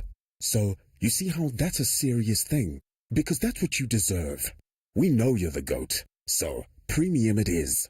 Premium service, premium vehicles, premium you, premium us. Sani Sixt is all about adding extra to ordinary. Extra reach, extra countries, so you can be extra premium worldwide. Be the greatest of all time and rent Sani Sixt. Tabo's got 6 buckies running around fixing pipes, chasing invoices from Sentin to Soweto. They don't rest. But when one gets messed up in traffic, yo! That's not a scratch, my guy. No bucky, no money. But with Budget's affordable business insurance, Tabo's fleet is sorted. So when expensive days happen, his hustle keeps rolling. Visit budgetinsurance.co.za for a business insurance quote today. Budget is a licensed non-life insurer and FSP. T's and C's online. Hanging out with Clement on 702. Let's walk the talk. 24 minutes before 11 o'clock, Nhlanhla Mafu is hanging out with us this morning. So many people are like, what a classy superstar. Clement, another one says, oh, Clement, that woman is just incredible. I've always thought she's so alive on stage. I've enjoyed every single performance of hers. Here's some of the WhatsApp voice notes that have come through. Thank you, Pratlem. Thank you, Pratlem. Osintandla. Relebo, man. Hey, you know that song? Putin Hamba now. Timeless. Timeless. That the song is gonna be played for more than, I don't know, generations and generations to come will still dance to the song and will be, this song will be relevant. So, and there's a story that you were telling actually about how the song that was recorded. Yeah. Like, did you guys know at the time when you were recording Hamba Now, putting Hamba Now, that this was going to be a popular one? I believe I always knew. Yeah. I always knew from the time Theo and myself, we're working on the song, and I would just make the poor guy sing the song the whole night, the whole day, and Theo nearly bass. Nearly live bass yaka. Whilst I sing, about boom boom boom boom boom boom boom and I would just sing and sing. I was just I had some kind of connection with the song. Yeah. And after recording the album, the Sibongile album, people loved the song Sibongile, they loved Yokugo Tandas and everything. And I was like, guys, the song is in the Yamba now, trust me. Yeah. And and as it happens. And look at it now. I was right, yeah. And you were very right. Hi, Clement. Man, you taking me back. Last year, November 23, man. This song was an entrance for me and my wife. I always being in love with my Figizolo group, Sis Nhlanhla. You guys have done so well. And yes, I've always been a fan since the earlier days. To see her being in this stage with Theo, I mean, it's such an incredible music that you guys have managed to produce for us. Thank you so much. Hi, Clement. How are you? With Nhlanhla. Hi, Nhlanhla.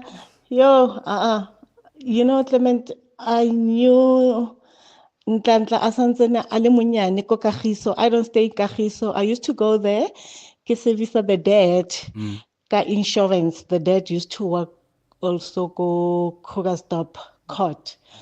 So I've never seen such a humble person in my life, Nhlanhla. I love her so much. She's such a wonderful person, down to earth. I love her personality. I love everything. Nhlanhla. And Hane Ale Munyane, I didn't even see this, she'll be this great. But one thing for sure, she deserves it, and keep going, Nhlanhla. All the best in your journey. And now I don't want to say anything. I just love you. And my biggest question, where is Papa? Since ke sa tlhole ke sebeletsa insurance, I don't know who Papa o teng now. If a le teng, pass my greetings and congratulations in everything mo lifing. Hi, Clement. Morning. It's Papa here from Lenasia. Clement, may you please ask Nhlanhla, what language is she? Please, Clement, because she seems so influent with many languages. Danko. Yeah, kintwana yako ekuruledi. So, yeah. What language? Okay. So I grew up in Kagiso. Yeah. Right? So by birth, I'm Zulu. My dad is Zulu. My mom is Motswana. So, Kizi si Zulu, Kizi si Setswana. Both. Both? Yeah. So with my siblings, bateng ba ki buang le bona seZulu, gona le ba ke ba automatically ki bua le bona Setswana. And but I went to a Xhosa school. So Sure. now I'm also fluent in Xhosa. So every time I speak Xhosa and I would post something in Xhosa, people would think that I'm Xhosa. Yeah. And then ha ke bua Setswana, Le Batswana le bone ba re Kwa rona. kwa rona. That is so cool. Yeah. Lloyd, your colleague is from Centurion. Good morning. Good morning, Clement. How are you? Great, Bana. How are you? I'm good, thank you, Clement. I couldn't help it but call in this morning. I'm a regular listener, or loyal listener of your show. Yes, it's like Kagiso. In fact, I grew up in Kagiso, but my memory with my Fikizolo is when they performed at my 5th year anniversary, Melder Bridge, the garden venue. I'm not sure if you still remember that. It was one of the most beautiful nights we ever had with my wife, and we still go back to those videos and those pictures, and they made our evening, the guests, everything. You know what, Clement? In fact, what I'll try and do, I'll show you a clip maybe on your page one day, on your direct, I'll DM you one of the pictures from that memory, and you can actually see what we experienced on that evening at the garden venue. It was awesome, man. They were so beautiful. They made our evening.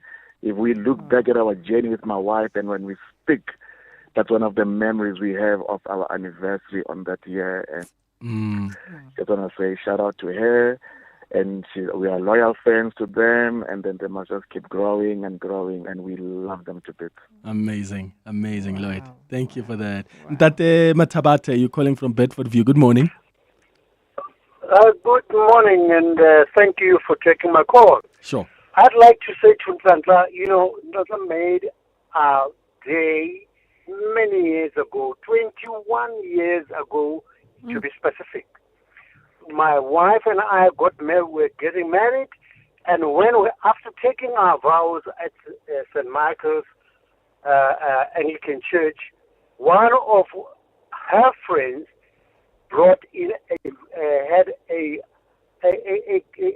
cassette, not a cassette, a radio that plays CDs, and they played Putting Hamba Now. That made a mark, and I bought I've got her CD. We always play it. When we are in the book, we love her elegance. Yes. Abatlu sweta, ha sweti, Nhlanhla ha sweti. Ushapa style is gracefully. Keep it up, Mwana. We love you very much. You are a star. You don't know how many hearts you have touched out there. You're the greatest. So much. Amazing. Dr. Mathabate, thank you so much for the call. Have you found your music to be also a source of healing? You've opened up about some difficult things that you've gone through, including the loss of your daughter. Have there been moments where you go back to the music you've made and it helps you in the moments that are so difficult in life? Absolutely. The songs I recorded when I did my solo, the songs that, those are the songs that when I was recording them, I was recording them for other people, and, what I thought, someone going through something would want to hear and listen to. And I have to say it hits differently now when I go back to the songs and listen to the songs. I think it's only now that I actually get a true meaning of what I was singing about, So I do get those songs where I would record them, for a specific reason. But then when I go back to them after going through something myself, I would find them healing and motivating, and so I'm happy, and when people come back to me and say, I love your song, Izophela Inhlupeko, loves your song, and so for me, that's kind of like the contribution that you want to make. Yes, you want to make people happy and dance and have fun and fall in love and all of that, but you also want to say, I understand when you're going through something, because we all have those moments where we go through difficult times. Yeah, they must be encouraged in some way. Speaking of going solo in some of the songs you've recorded yourself, here's Ungo Wami by Nhlanhla Mafu.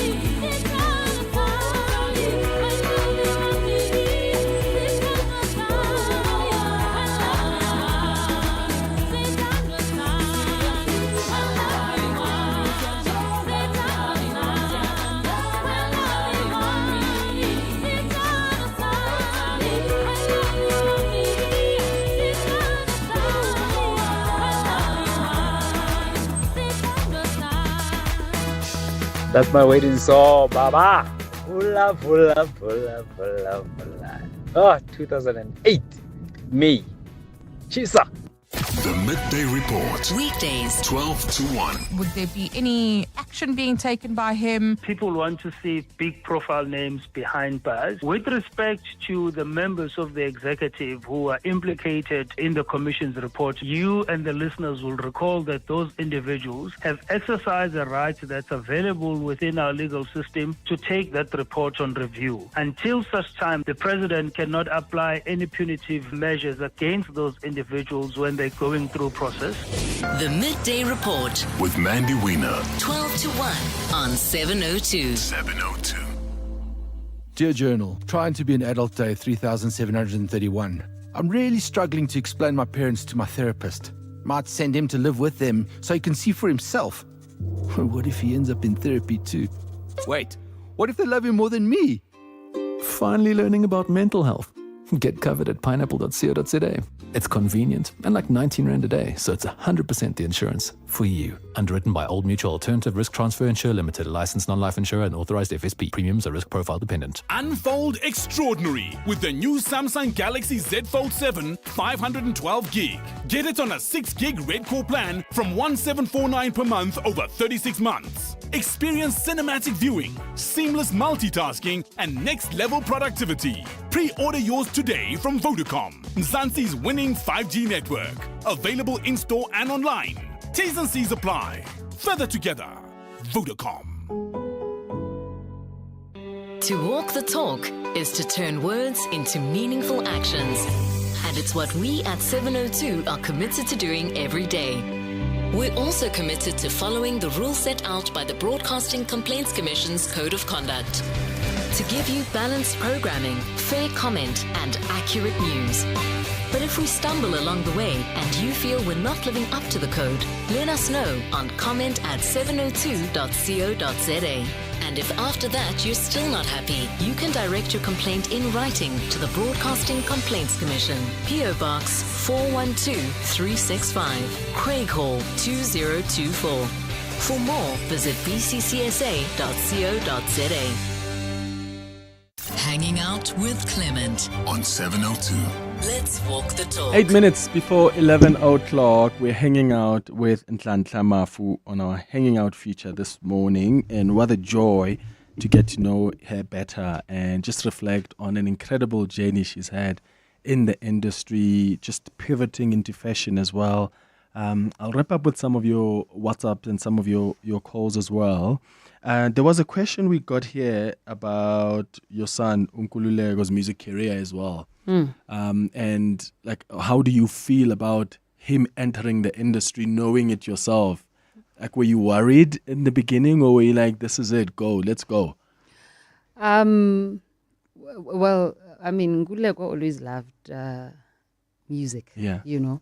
So, so I think, you know, just like any parent, you would encourage your child to, you know, go to school first, finish school, and, you know, but he's always, and he was one person I would sit down with after every song we record. He's one person who's, you know, opinion I would trust about a song. And so you'd ask him? So I would ask him, what do you think about this song? Yeah. Between this song and this song, which one do you think, you know? Yeah. And I trusted him when it came to that. Wow.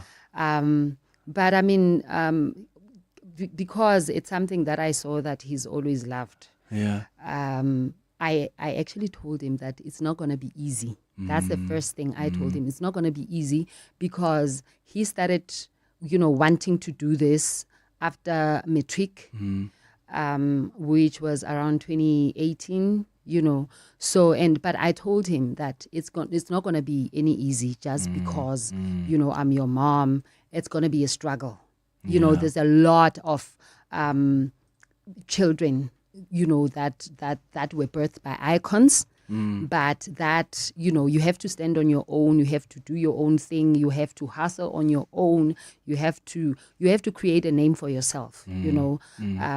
So people are not gonna they're not gonna say just because uma wakho ubani or ubaba wakho ubani, then they're gonna love your music automatically, So he's been doing it for a while, and it's been a struggle. And I could see at times that, it was frustrating for him, And but I mean, I loved watching the process where he was like trying to find himself, trying to find his sound, and just trying to be, his own person, his own. Yeah. And that's great, because then that will make him appreciated when he gets there. Exactly. Because he's been through the process. Exactly. Yeah. Here are some WhatsApp voice notes that have come through. Oh, Clement, it's Petrus here. I grew up in Zimbabwe listening to Mafiki Zolo, and Nhlanhla voice was so good, man. Was so good. I enjoyed the music, especially the album Kwela. It had good songs. There's other album, Six Mabone. There was another good song there. Ndihamba Nawe, many weddings, they used that song. It was a theme song in many weddings in Zimbabwe. She is indeed one of our favorite artists there. Thank you very much for hosting such a talent. Hi, Clement. What a wonderful guest that you have in studio today. Me and my wife danced to Putting Hamba Now on our wedding night. It was awesome. Thank you for the good music. When I listened to Mafiki Zolo, I don't remember how old I was the first time I heard Mafiki Zolo, but I was very young, I think in primary school. But if I would stand next to Nhlanhla, it would look like we had the same age. I don't know. Why doesn't Nhlanhla age?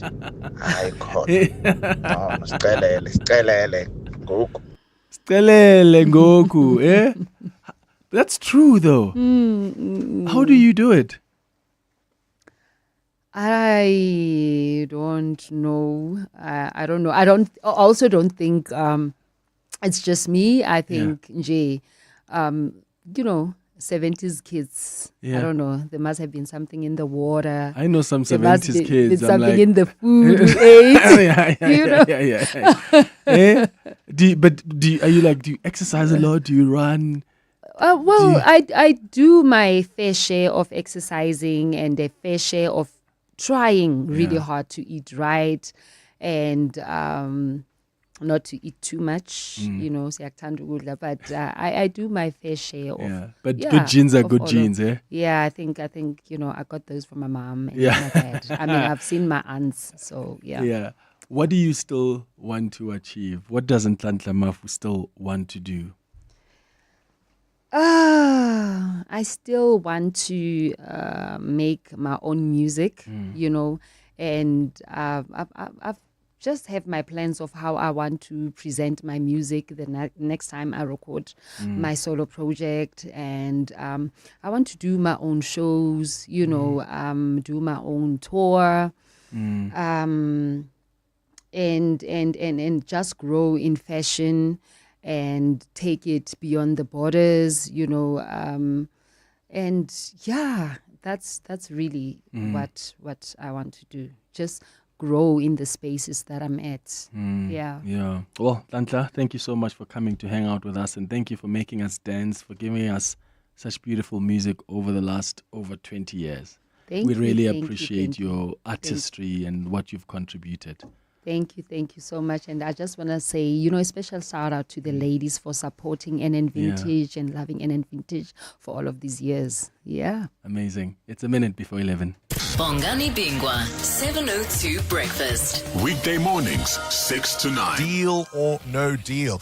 It's late in the day that 30% levy on South African exports to the US comes into effect tomorrow. We don't have a deal, do we, Minister? No, we don't. They are unable to confirm what the announcement would be, and they would encourage us to raise up possibly an enhanced proposal to the United States government. It would be processed by the White House, but at this point they are unable to say what the final decision will be. Minister Parkstow. Bongani Bingwa, 6 to 9. On 702.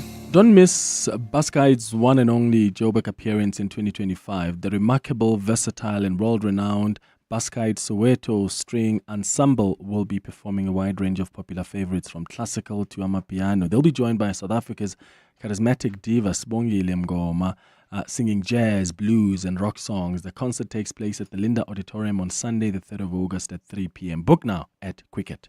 Heads up, Gauteng motorists. Sanral is implementing nighttime roadworks on the N3 between Gelderneys and Baklu from May 20th, 2025 to January 31st, 2027. Expect partial lane closures from 8 p.m. to 5 a.m. One lane will stay open in each direction. Please plan your trips, slow down and follow all signs and signals, and exercise caution when navigating affected areas. Sanral remains committed to improving safety and the quality of our national roads. Sanral, an agency of the Department of Transport. Mr. Govender, congrats on the retirement. You just sold your car to We Buy Cars. Tell us about it. Yes, it just gathered dust in the garage, so I exchanged it for cold hard cash. Now my wife and I can enjoy a stress-free retirement. Retiring the car as you retire. Nice. So why We Buy Cars? It was so quick. They came over to our house to do the evaluation, and we sold it the same day. Tops, man. Okay, so now you got even more time on your hands, eh? Exactly. We Buy Cars. Geared for your next chapter. Geared for you. This is EWN. Good morning, I'm Sfiso Zulu. We start with breaking news. Please call me inventor Nkosana Makate has suffered a slight setback in the Constitutional Court this morning, with the court granting Vodacom leave to appeal a Supreme Court judgment in his favor. The judgment was handed down by Acting Deputy Chief Justice Mbuyiseni Madlanga a short while ago. Makate took the telecommunications giant to court over compensation for the Please Call Me product. While the Supreme Court ruled in Makate's favor last year, the Apex Court has set that judgment aside and says the matter should be remitted back to the Appeals Court. Based on these holdings, I conclude that the Supreme Court of Appeal failed to discharge the duty of proper consideration. This failure violates the rule of law and the fair hearing right protected in Section 4 of the Constitution. Police have urged the public to stop spreading false information following information circulating on social media claiming that kidnapped businessman Jerry Boshoga has been found dead. Police say in the last 24 hours, unverified social media accounts have been sharing the information. Boshoga was reported missing in November last year after leaving a meeting in Centurion. Police have confirmed that they have not found the businessman and the investigations into his disappearance are ongoing. Police spokesperson Nhlanhla Mafu. We are also urging social media users to spare a thought for the family of the victim. The spreading of such misleading information has caused unnecessary trauma, panic and anxiety for the close family members, which include his mother, wife and children. We are in close contact with the family, and any developments in the case, the family will be the first to be notified. Despite some ideological differences, Public Works Minister Dean McPherson says he has a great relationship with his deputy Cilliers Brink. McPherson replaced Zigalala as minister following the 2024 general elections. In the 1 year since the formation of the GNU, the DA and ANC member have publicly squabbled.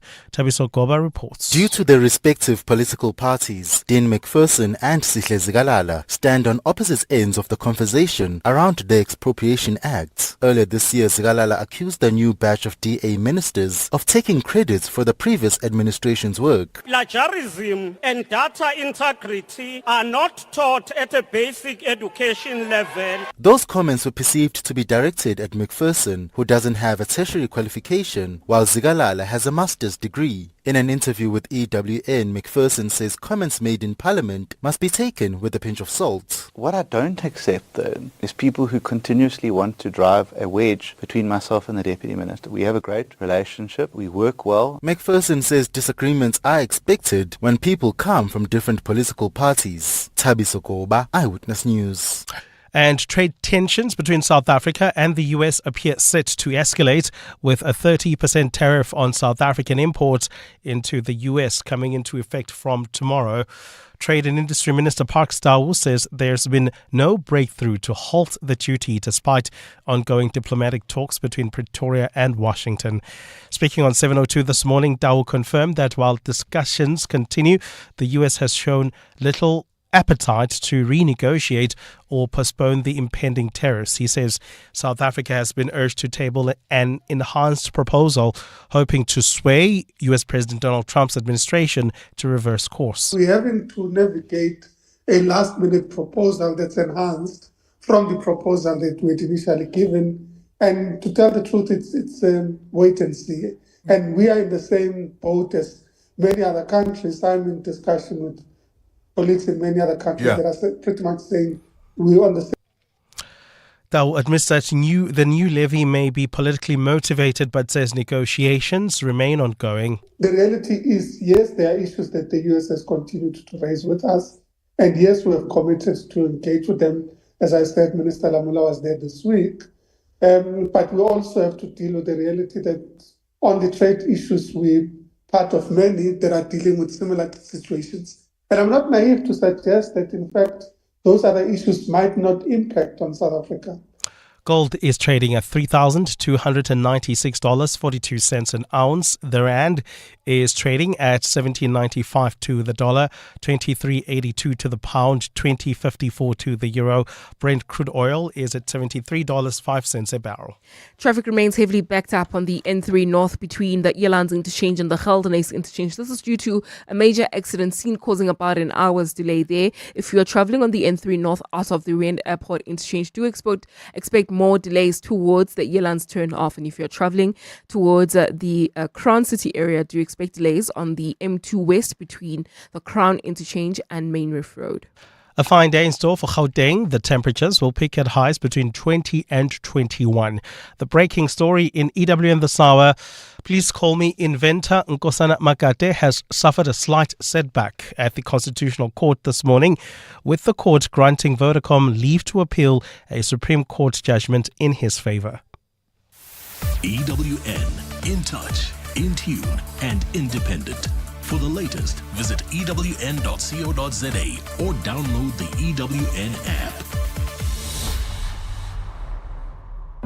Tell us what we need to know. 702 listens. You're with Clement Manyathela on 702. Let's walk the talk. Streaming on the Prime Media Plus app. DSTV channel 856, 92.7 and 106 FM.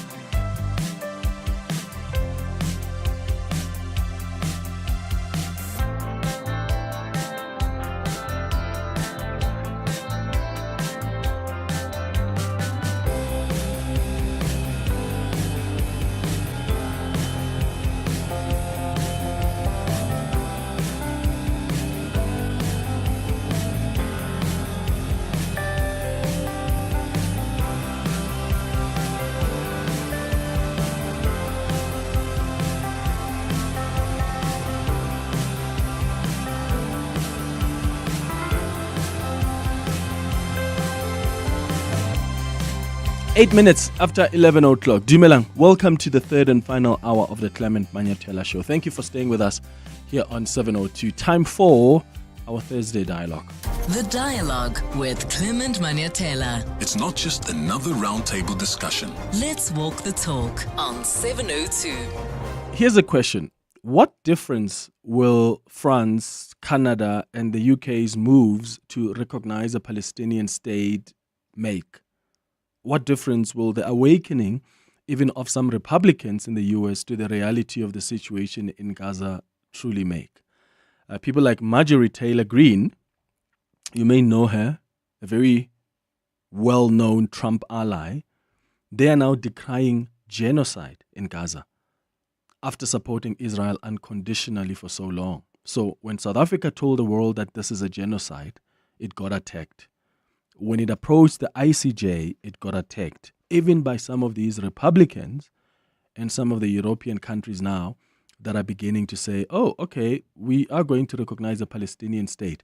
Remember, Canada and the UK at some point said that the ICJ case was unjustified. They said we were wrong as South Africa to take Israel to the ICJ. The UK went further to say it was nonsense for us to accuse Israel of genocide. And now they're waking up to the reality of what's happening. So there seems to be a shift in Western policy, but what difference is it going to make? And that's the question I'm asking you. You can send us a WhatsApp voice note or give us a call on 011-883-0702. Wow, how significant do you think this move by France and the UK and Canada to recognize a Palestinian state is? The UK says it will recognize a Palestinian state in September unless Israel agrees to a ceasefire in Gaza. The UK's decision comes after Emmanuel Macron, the French president, said that his country will recognize the state of Palestine.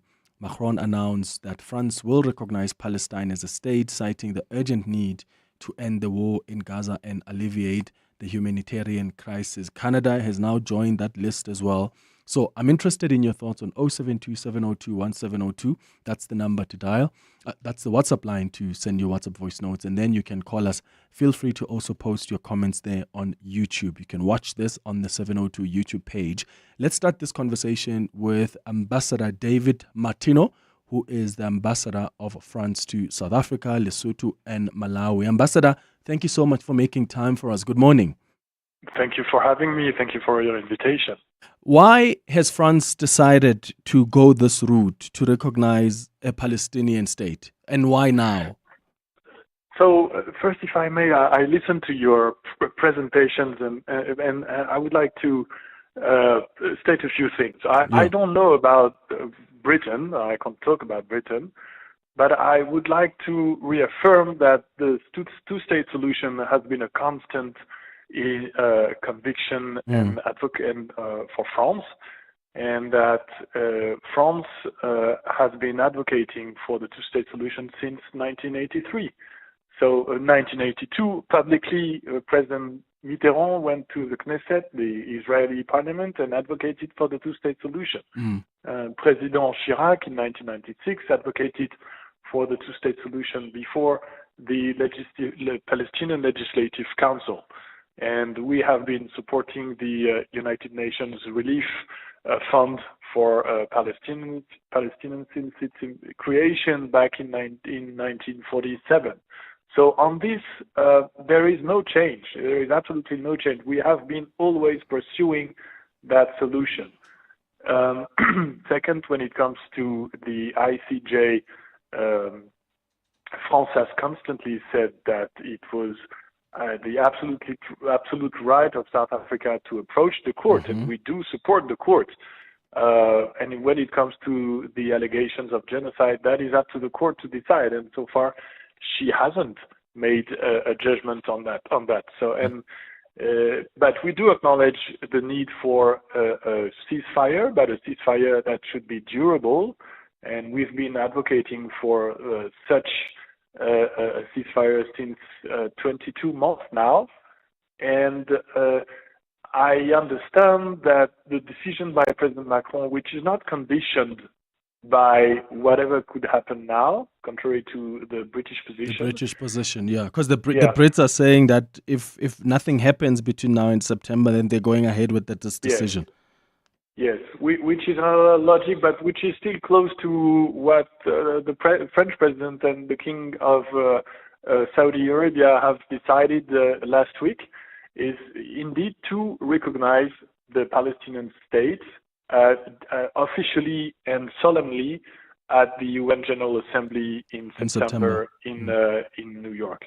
And what triggered that decision was first the obvious fact that there is no political perspective in the current situation, and that, you know, the ongoing situation in Gaza requests, in a way, such a political horizon. We need to see an end game to it so that we could make progress. And what actually triggered the decision is the letter by Chairman Mahmoud Abbas, who made a few commitments that are absolutely significant, and that in a way changed the game. So first of all, he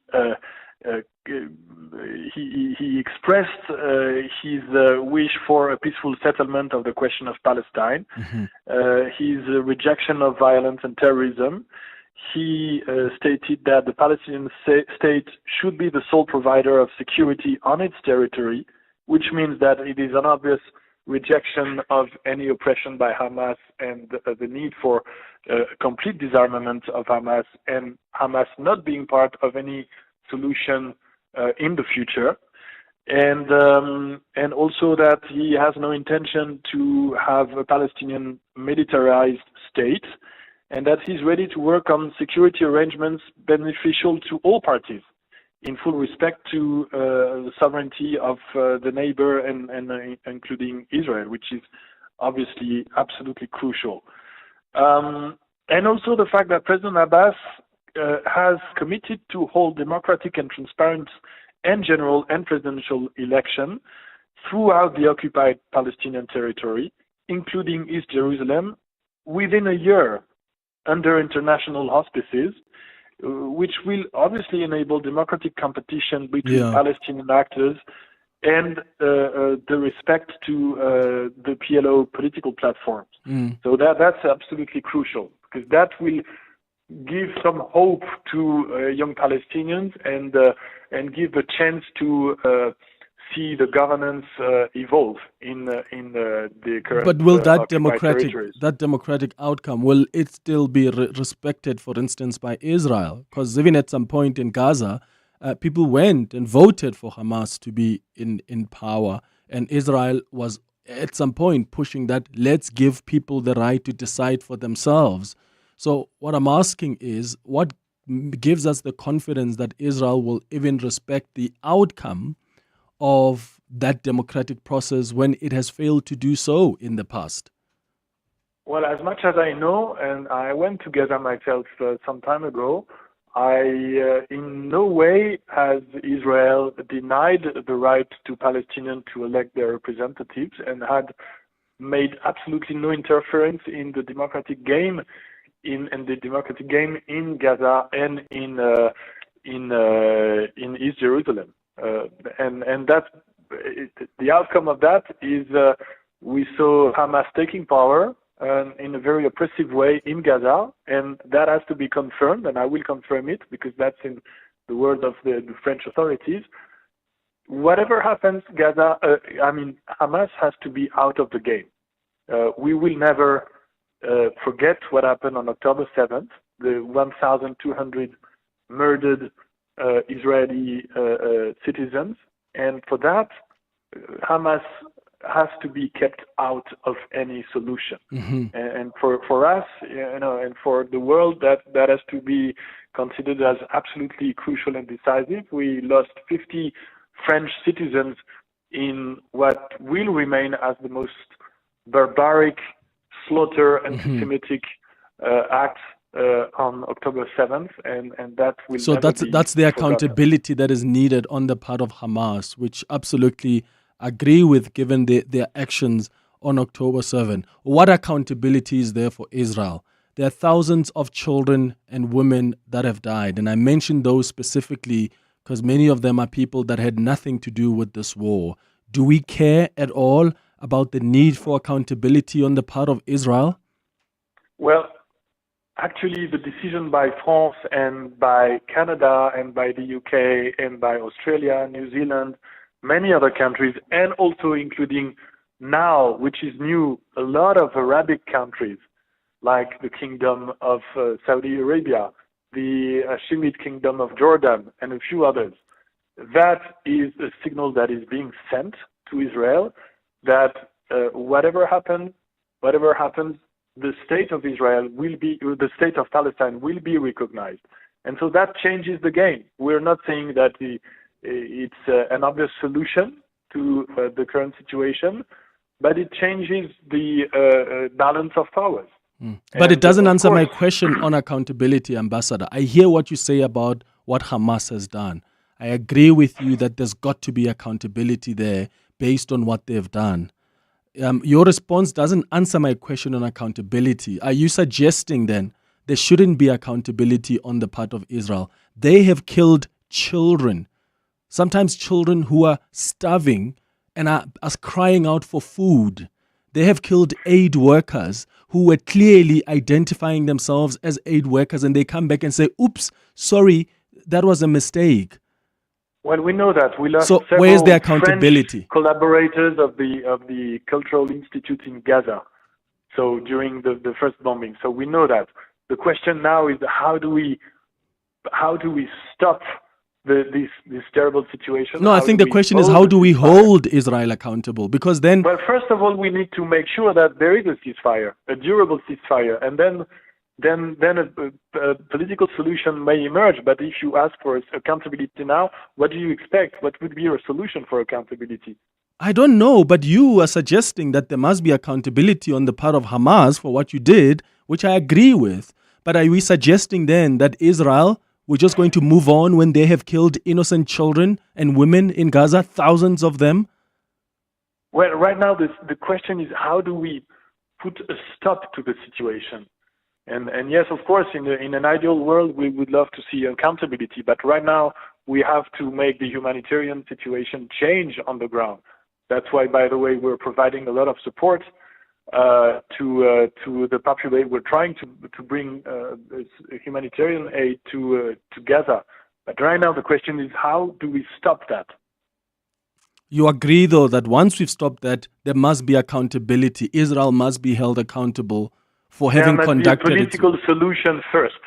The decision by all these countries that I mentioned is about a political solution, a political horizon, a hope for the Palestinians. And what if Israel doesn't even agree with that? Because, I mean, even the US, even when Joe Biden was still president, he was trying to convince Benjamin Netanyahu that we need to go for a two-state solution, and he wasn't listening. So what makes us think he's somehow going to buy this idea of a two-state solution? And what happens when he still insists that he doesn't want to consider that? So I have never said that it would be an easy path. I said that it's an extremely significant decision that is being made. And yes, it will be difficult. And yes, the Palestinians will have to, again, comply to all the commitments that President Abbas has evoked in his letter.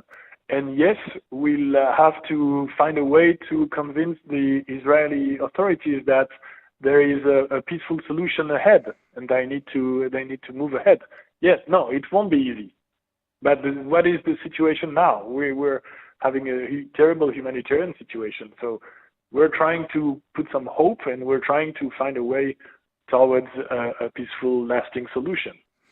All right, Ambassador David Martino, thank you so much for making time for us. He is the ambassador of France to South Africa, Lesotho, and Malawi, talking to us about the latest moves from, it's not just France, for France, in fact, it's the UK, it's Canada as well. They've decided to recognize a Palestinian state.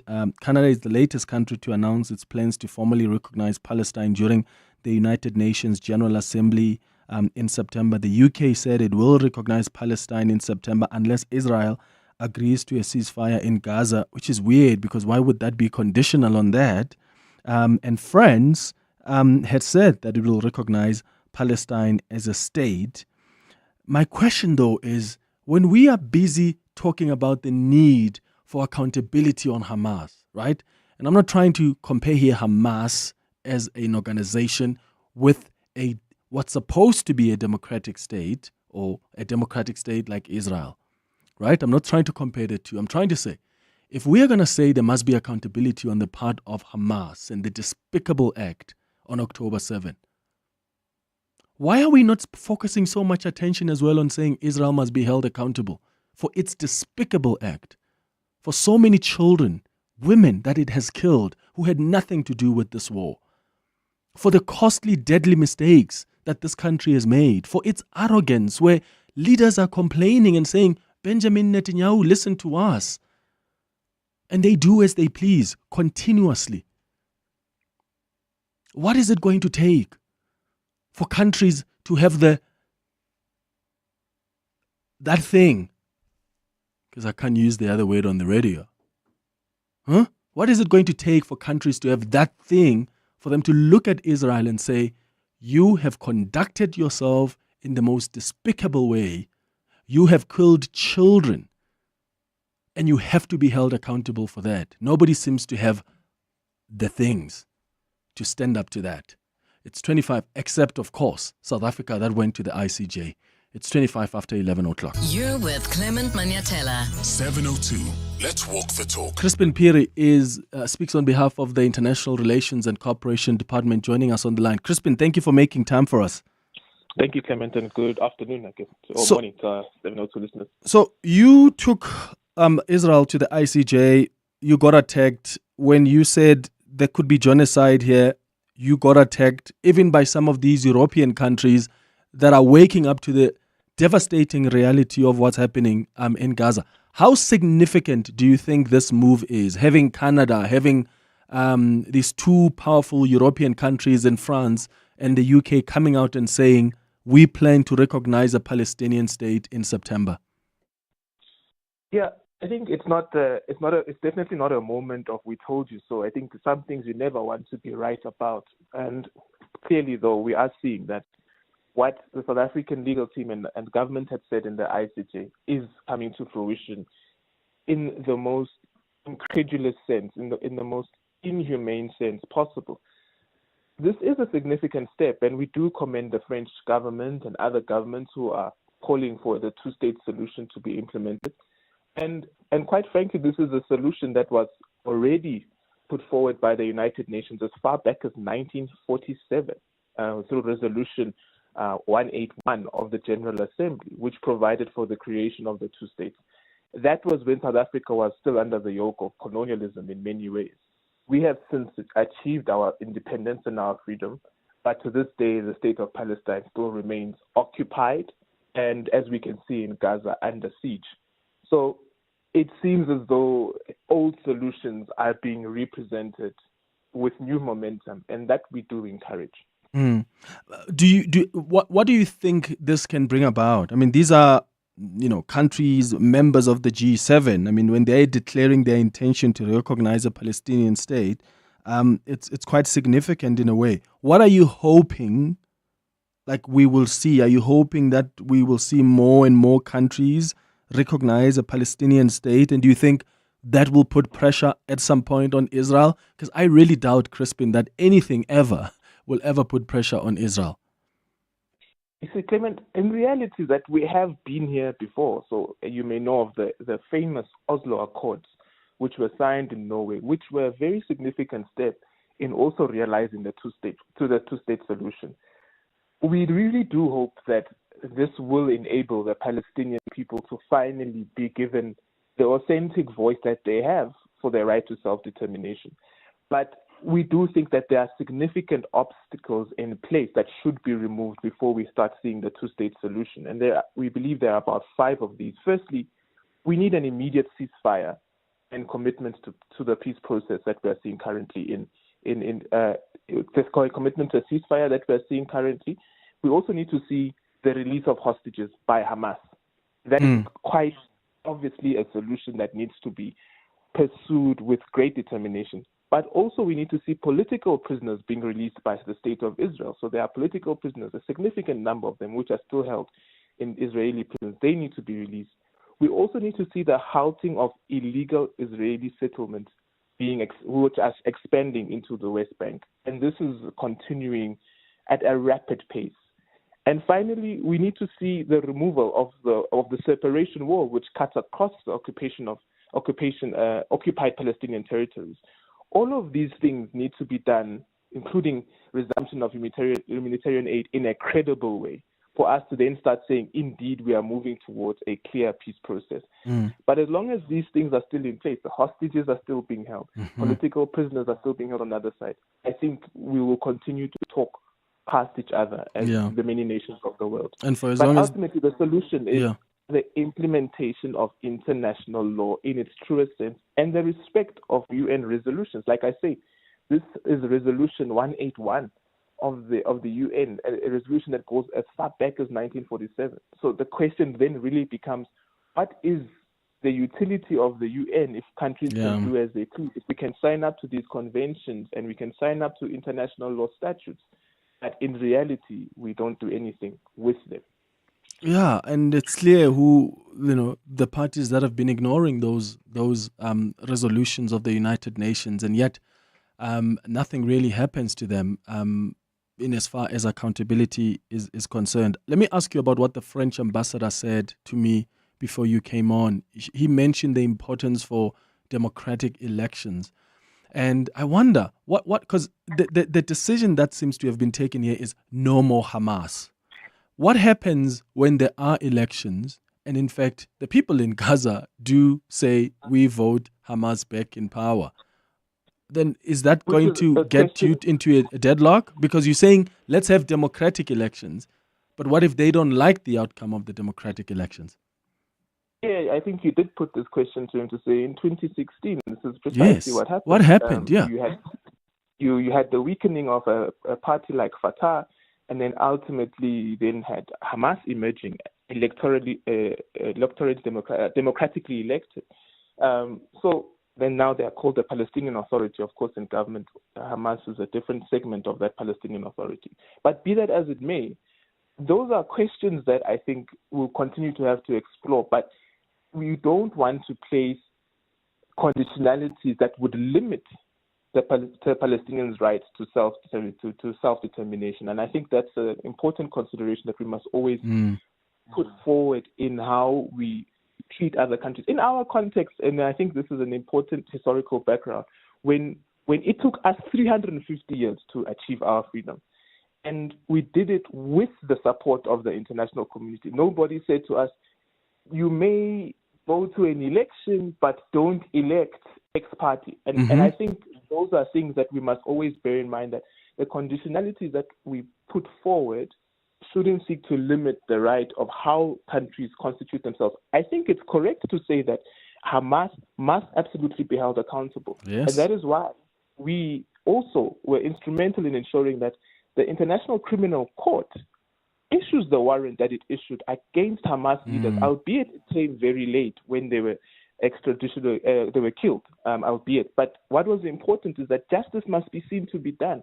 People must be held before institutions of accountability, and they must be held accountable. But I think we should not conflate these issues with how a state chooses to constitute itself and how the people of that state choose to constitute themselves. Crispin Piri, International Relations and Cooperation Department spokesperson.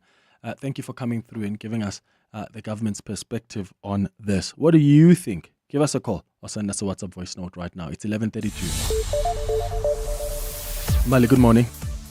Thanks, Clement. Good morning. Please call me Inventor Nkosana Makate has suffered a slight setback in the Constitutional Court this morning, with the court granting Vodacom leave to appeal a Supreme Court judgment in his favor.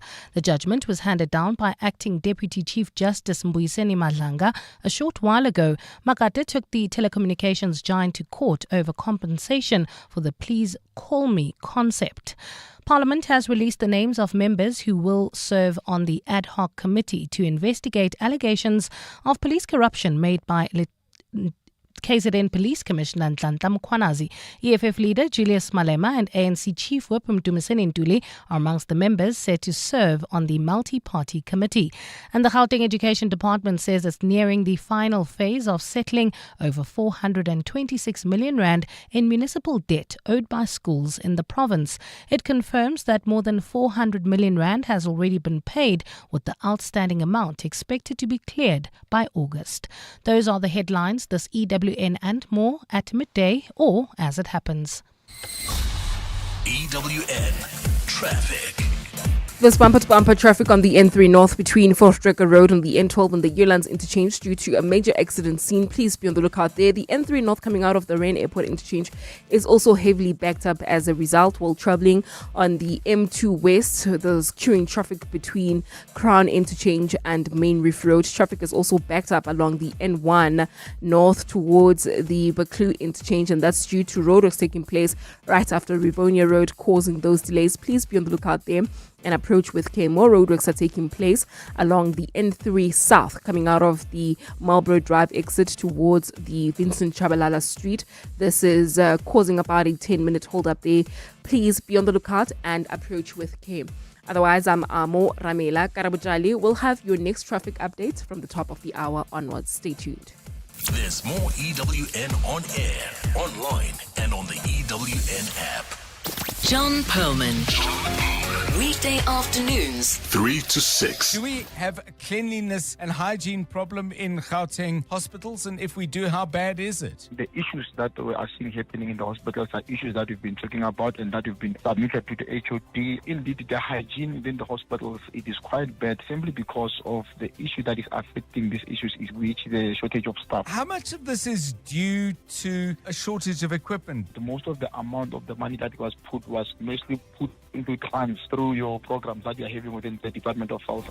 John Perlman. 3 to 6 on 702. So we did a thing, a full commitment kind of thing. We've partnered with Sixt to bring worldwide to your doorstep. So you see how that's a serious thing, because that's what you deserve.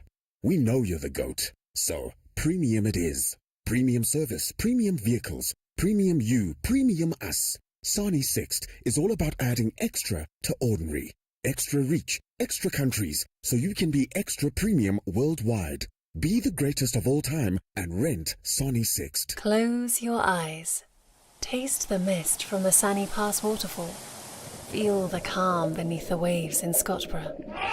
See the giants in East London. Breathe in the air of the Knysna Forest. Hear the roar of adventure in White River. 5 premier resorts, 5 senses, 5 all-inclusive escapes. Visit premierhotels.co.za for T's and C's and bookings.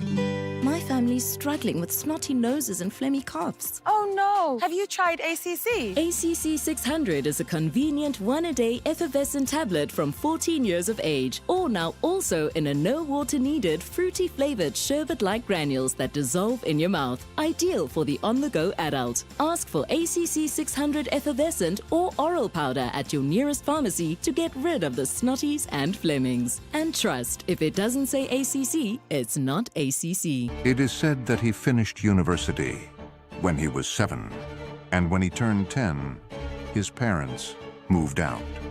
He once won a rodeo competition, riding an elephant, and he drives a tank. Discover the GWM Tank 300 Turbo Diesel from $8,099 per month. Visit gwm.coza for T's and C's and to book a test drive. Go with more. Go with the new GWM Tank 300 Diesel. The Money Show. Weekday evenings at 6. There are more predictions that a strong maize harvest should help our food prices to come down or keep our food inflation low. Wandile Sekhlobos, the author and agricultural economist. The big thing, of course, now is the fact that we have a good crop. Our maize crop is just over 15 million tons. That's up 17% from last year. But the most important thing is that it far surpasses our domestic consumption of 12 million tons. The Money Show on 702. Let's walk the talk. The Money Show with Stephen Curtis is brought to you by ABSA CIB, honored as the best bank for ESG in Africa and South Africa by Euro Money Awards for Excellence 2025. Your story matters. ABSA is a registered FSP. Hanging out with Clement on 702. Let's walk the talk. No, this is not the hanging out feature, Abel. This is the Thursday dialogue. It's 22 minutes before 12 o'clock. We're having a conversation this morning on our Thursday dialogue about these significant moves from the UK, from France and Canada as well. They have decided that they will recognize a Palestinian state. And I've been asking you why now, but also how significant do you think these moves are? Because it's almost like there's more public pressure. It's like Israel becomes even more delusional. So what is this going to produce? I mean, it's important to have some countries that are in the G7 declare their intention to recognize a Palestinian state, and more, please. But what is it going to produce when Israel has disregarded the resolutions of the United Nations? When Israel has refused to listen to even its biggest ally, the United States? So how significant do you think this is? What difference do you think it's going to make?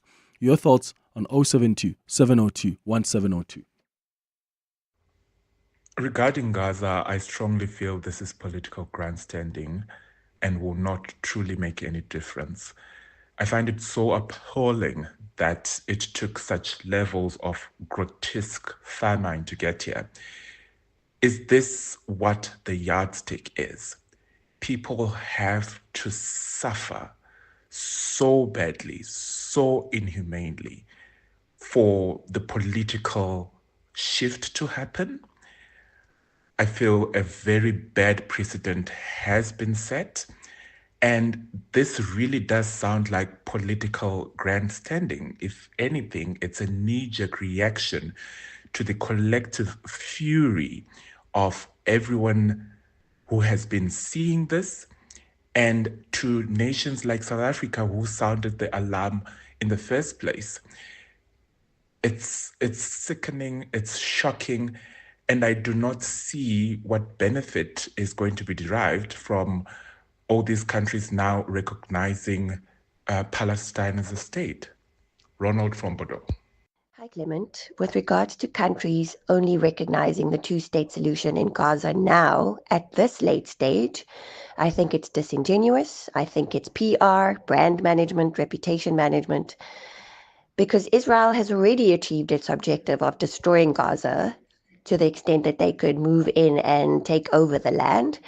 And I think that history would now look upon these countries favorably to say that they did take a stand, but it's way too late. I think Gaza's already lost for the Palestinian people.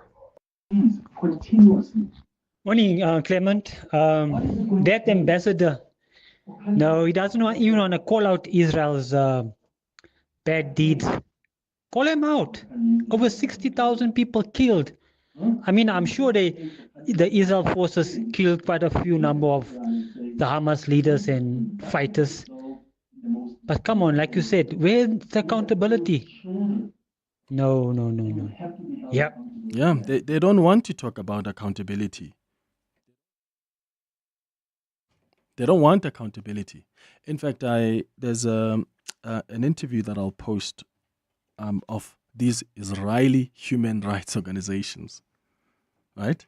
Like, can you imagine Israeli human rights organizations are coming out now and they're saying, hold up, Israel is committing genocide against Palestinians in Gaza.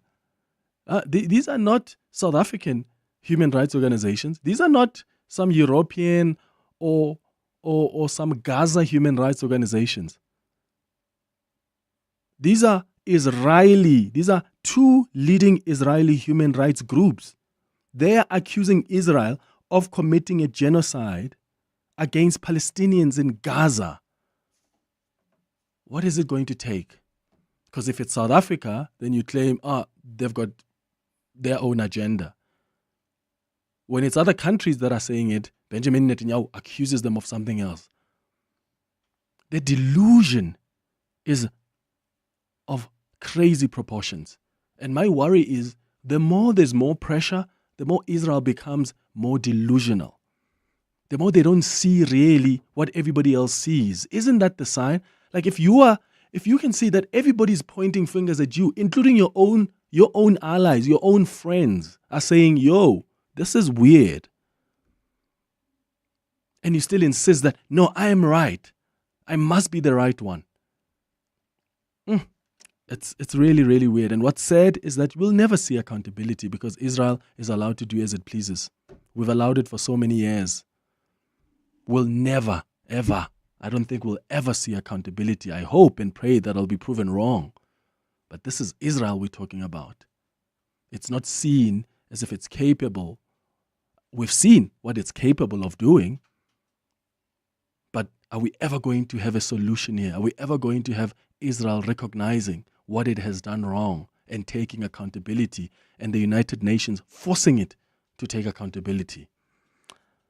It's only a wish at this point. Let's bring in now Professor Gilbert Kadiagala, who is the Emeritus Professor of International Relations and former Director of the African Center for the Study of the United States at the University of the Witwatersrand.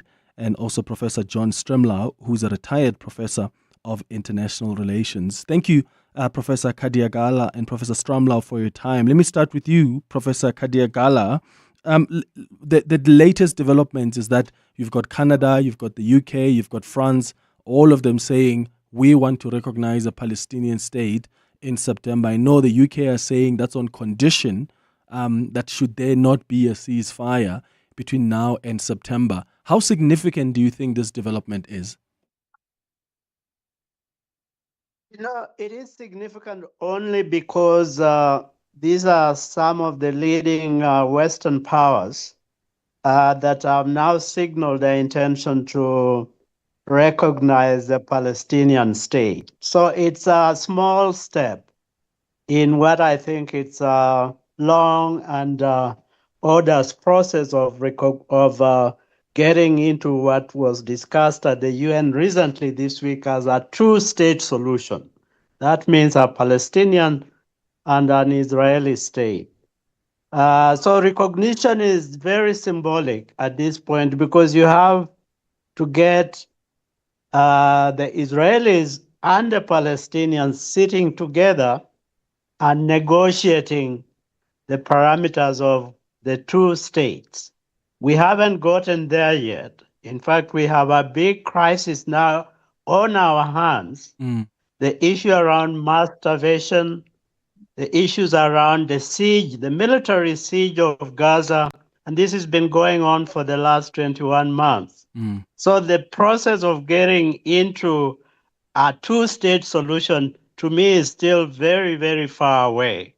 However, I think Israel's own misadventures around Gaza has, in fact, created the impetus where by September, hopefully, we'll have more and more countries, particularly the Western countries, coming on board the board of recognition, which they have always, in fact, run away from. So I think it's a small step. We should, in fact, recognize its importance, but I don't think we should begin to celebrate that there will be a Palestinian state by the end of this year. Yeah. I'm very skeptical about that. Yeah. And Professor Stremlau, for you, when you look at this development, do you think that the UK, Canada, France are responding to global pressure, or are they driven by their own domestic reasons? Well, you're asking a very profound question about the nature of the modern nation state. And I would only second my colleague Gilbert Kiliagala's comments about the difficulties of a two-state solution. And I recall working in the policy planning staff of the U.S. State Department back in the late 80s and early 90s. And this was the bane of the policy planning staff, that we could not produce a two-state solution, despite the fact that there was enormous pressure on it, because the identity of the modern nation-state system is sovereign equality, and internal affairs are not the business of international relations, but they in fact are increasingly so. And I think that South Africa should be applauded for its willingness to take the global issues and norms to the World Court and apply them in the case of Gaza and the plausible genocide going on in Gaza. And this is an ethnic cleansing exercise. Mike Huckabee, the ambassador to Israel now from the United States, represents a fundamentalist approach to the nation state in blood, in identity, in tribalism, in nationalism, as conventionally defined. And it's not a global norm that is applying which should be applied, and which South Africa took the lead in raising the level of discourse about the nature of the struggle that has gone on time immemorial. And so I think that South Africa should be congratulated for that, and we'll wait and see. But I second Gilbert's concern that it's going to cost a lot of Palestinian lives, and it has cost a lot of Palestinian lives. And Bibi Netanyahu is a Donald Trump incarnate, and he's a nationalist, and he just wants ethnic cleansing, and he doesn't care where the Palestinians go, and that's just the for the Israelis, and the reference to the Israeli human rights groups is salient, but it's still not there yet, and so I think I can rest my case. Yeah, no, I got that. We're gonna take a quick ad break. It's 10 minutes before 12 o'clock. We'll come back and continue this conversation. Saul in Joburg, I'll start with your calls. I'll get your comments as well on the WhatsApp line. This past Sunday, Joburg walked the talk together.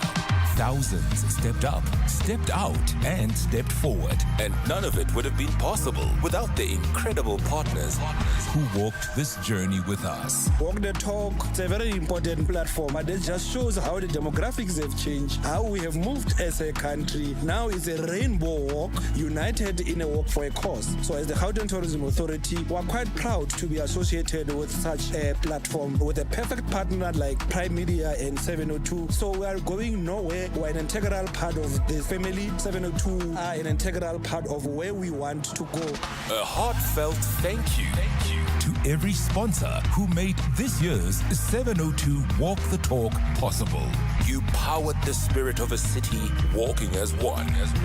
The 702 Walk the Talk was hosted by Freedom Park in the city of Tshwane. Whenever you hear deep in the heart and art of jazz, think Sia Makuzeni with the big band, Jasmine Horn, Alun Wad, the Baylor Project, Jose James sings Badu, Umusangare, Esperanza Spalding, Michelle Dugiocello, Elaine, Tezo, Munei, Mondli Ngobo, and many other spectacular icons. Think Standard Bank Joy of Jazz Festival, 4 stages at the Sandton Convention Center, 26th, 27th, and 28th September, and take me there. Book via Ticketmaster. Calling all golf pros. Hollywood Bets invites you to step onto the green. Tee up, take a swing, and enjoy glorious golf action from electrifying competitions and thrilling live tournaments. Get ready to conquer the fairway and chase epic fortunes. Ready to master the odds and experience your crowning moment? Bet now on all the excitement and prepare to make your hole-in-one shot to sensational success. T's and C's apply. Hollywood Sportsbook is a licensed betting operator. No persons under the age of 18 years are permitted to gamble. Winners know when to stop. South African Responsible Gambling Foundation toll-free counseling line 0800 006 008. Food Lovers Market is bringing you unbeatable deals this winter carnival. Buy delicious beef oxtail at just $99.99 per kilo. 2 400-gram packs of Food Lovers ground beef for $79.99. Save on 16-piece chicken brie packs at $49.99 per kilo. And enjoy chicken fillets at only $69.99 per kilo. Valid until 3 August. Only at Food Lovers Market. Winter Carnival now on. The Dialogue with Clement Manyathela. It's not just another roundtable discussion. Let's walk the talk on 702. 7 minutes before 12 o'clock. Saul, you're calling us from Joburg. Good morning. Hi. Just a few comments. I mean, the one comment from Chrisman Oliver that says we had a resolution in 1947. Yes, we did. But guess what? Israel accepted that resolution without any conditions. The Arabs did not, and that's why they brought their armies and they attacked Israel. So Israel had to defend itself. So I mean, who was in the right and who was in the wrong? That led to 67, where they were attacked again, and that's where the West Bank was lost to Israel from Jordan. Then we went to 73, and then we did discuss the Oslo Agreement. Now, in that Oslo Agreement, Israel and the population had a referendum. Over 90% of the demands of Yasser Arafat was accepted. But at the end of the day, Yasser Arafat couldn't cross the Rubicon. He couldn't shake hands with Israel, and rather sent in terrorists and suicide bombers and car bombers into Israel, into Tel Aviv, into Jerusalem, bombing restaurants, buses, etc., killing hundreds of people. Why do you think they built a security wall and security checkpoints? Not to keep out people, to keep out the terrorists, and that's why it's there. So who's going to guarantee Israel's safety after all this? I mean, with the Palestinian Authority having a policy that they will pay the families of terrorists that have carried out terror attacks in Israel, they will pay them on a monthly basis. Sol in Joburg, yeah. Yeah. Thank you. Yeah, so sorry, Sol, just a second. Yeah. Did you want to say something as well about Hamas coming back, or even if their elections? Hamas, I mean, quite honestly, I mean, I can't see how Hamas can be allowed to come back as a political entity. Not after what they did. Not after October the 7th, quite honestly. Do you think that Israel must be held accountable as well for the murders of children in Gaza? All right. Well, let's take that one. So they're supposed to fight a war with two hands behind their back. I mean, Hamas builds tunnels, put their headquarters in hospitals and civilian areas.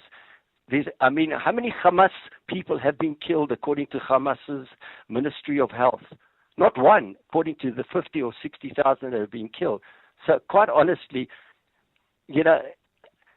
war is war. I mean, it's just like saying, should Churchill be held accountable for fighting a war against the Nazis and bombing Dresden and the cities of Germany? So Israel shouldn't be held accountable for killing children and women who had nothing to do with this. If you want to call genocide, if you really want to call genocide, okay. I mean, quite honestly, if Israel really wanted to go and kill every Palestinian, they would have done it 3 days after the attack. They've got the capability. Yeah, but I'm saying, should they not be held accountable for? They've come back. Israel has admitted that it has killed. They've killed aid workers. They've come and said, "Oops, sorry." There are children that have died. They've come several times. I've played clips of Benjamin Netanyahu saying, "Oh, these are mistakes that have been made." But also, we're talking thousands here of children that have died. They mustn't be held accountable for that because, it's part of war. Saul? Okay, I don't know what happened to Saul. He's gone. It's 3 minutes before 12. Aubrey Masango. Weekday evenings, 8 to midnight. The Constitutional Court case where the MK party and former President Jacob Zuma are taking on President Cyril Ramaphosa for his decision to put Minister of Police on special leave. And they argue that the Constitution only allows for an acting president, not an acting minister. I really agree with their argument. It just feels like the energy is a little more than what is required in this particular situation. There's personal beef. Aubrey Masango. 8 to midnight on 702. 702. So we did a thing, a full commitment kind of thing. We've partnered with Sixt to bring worldwide to your doorstep. So you see how that's a serious thing, because that's what you deserve. We know you're the GOAT, so premium it is. Premium service, premium vehicles, premium you, premium us. Sani Sixt is all about adding extra to ordinary. Extra reach, extra countries, so you can be extra premium worldwide. Be the greatest of all time and rent Sani Sixt. At Bright, we don't just provide business insurance. We insure your business's future success. Because your business is so much more than desks and computers and equipment, which is why we use our specialist expertise to tailor solutions for each client differently to ensure what's really important. So insure your businesses. Financial security, BD. With Bright today, contact your broker or go to brightinsure.co.za to find out more.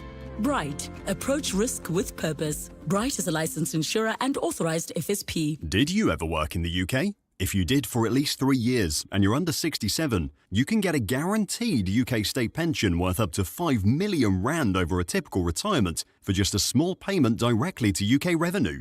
Most people get 40 rand back for every rand they pay in. There's a big queue at UK Revenue as this opportunity may end soon, so act fast. Call Extra Pension in Cape Town or see extrapension.com. Mind your UK pension and it'll mind you. Service fees apply. Coming up On the Midday Report. with Mandy Wiener. How are you doing, Mandy? I'm good, thank you. Good. What's popping? So the Constitutional Court handing down a judgment today in the Please Call Me matter, the Makate matter, giving the SCA a bit of a lashing and sending a matter back to the SCA. So it's being viewed as a bit of a loss for Makate, but it's kind of neutral in a way. So that's what we're going to be looking at. A victory for Outer on the car power ship matter. Remember the car power ship matter? Remember that. So finally, the licenses have been scrapped by the courts. Oh. Yeah. And NERSA has to pay Outer's legal costs as well. So it just goes to show civil society. Oh my God. I remember how some ministers were pushing for that so hard. Yeah, exactly. And that just goes to show what civil society can do, right?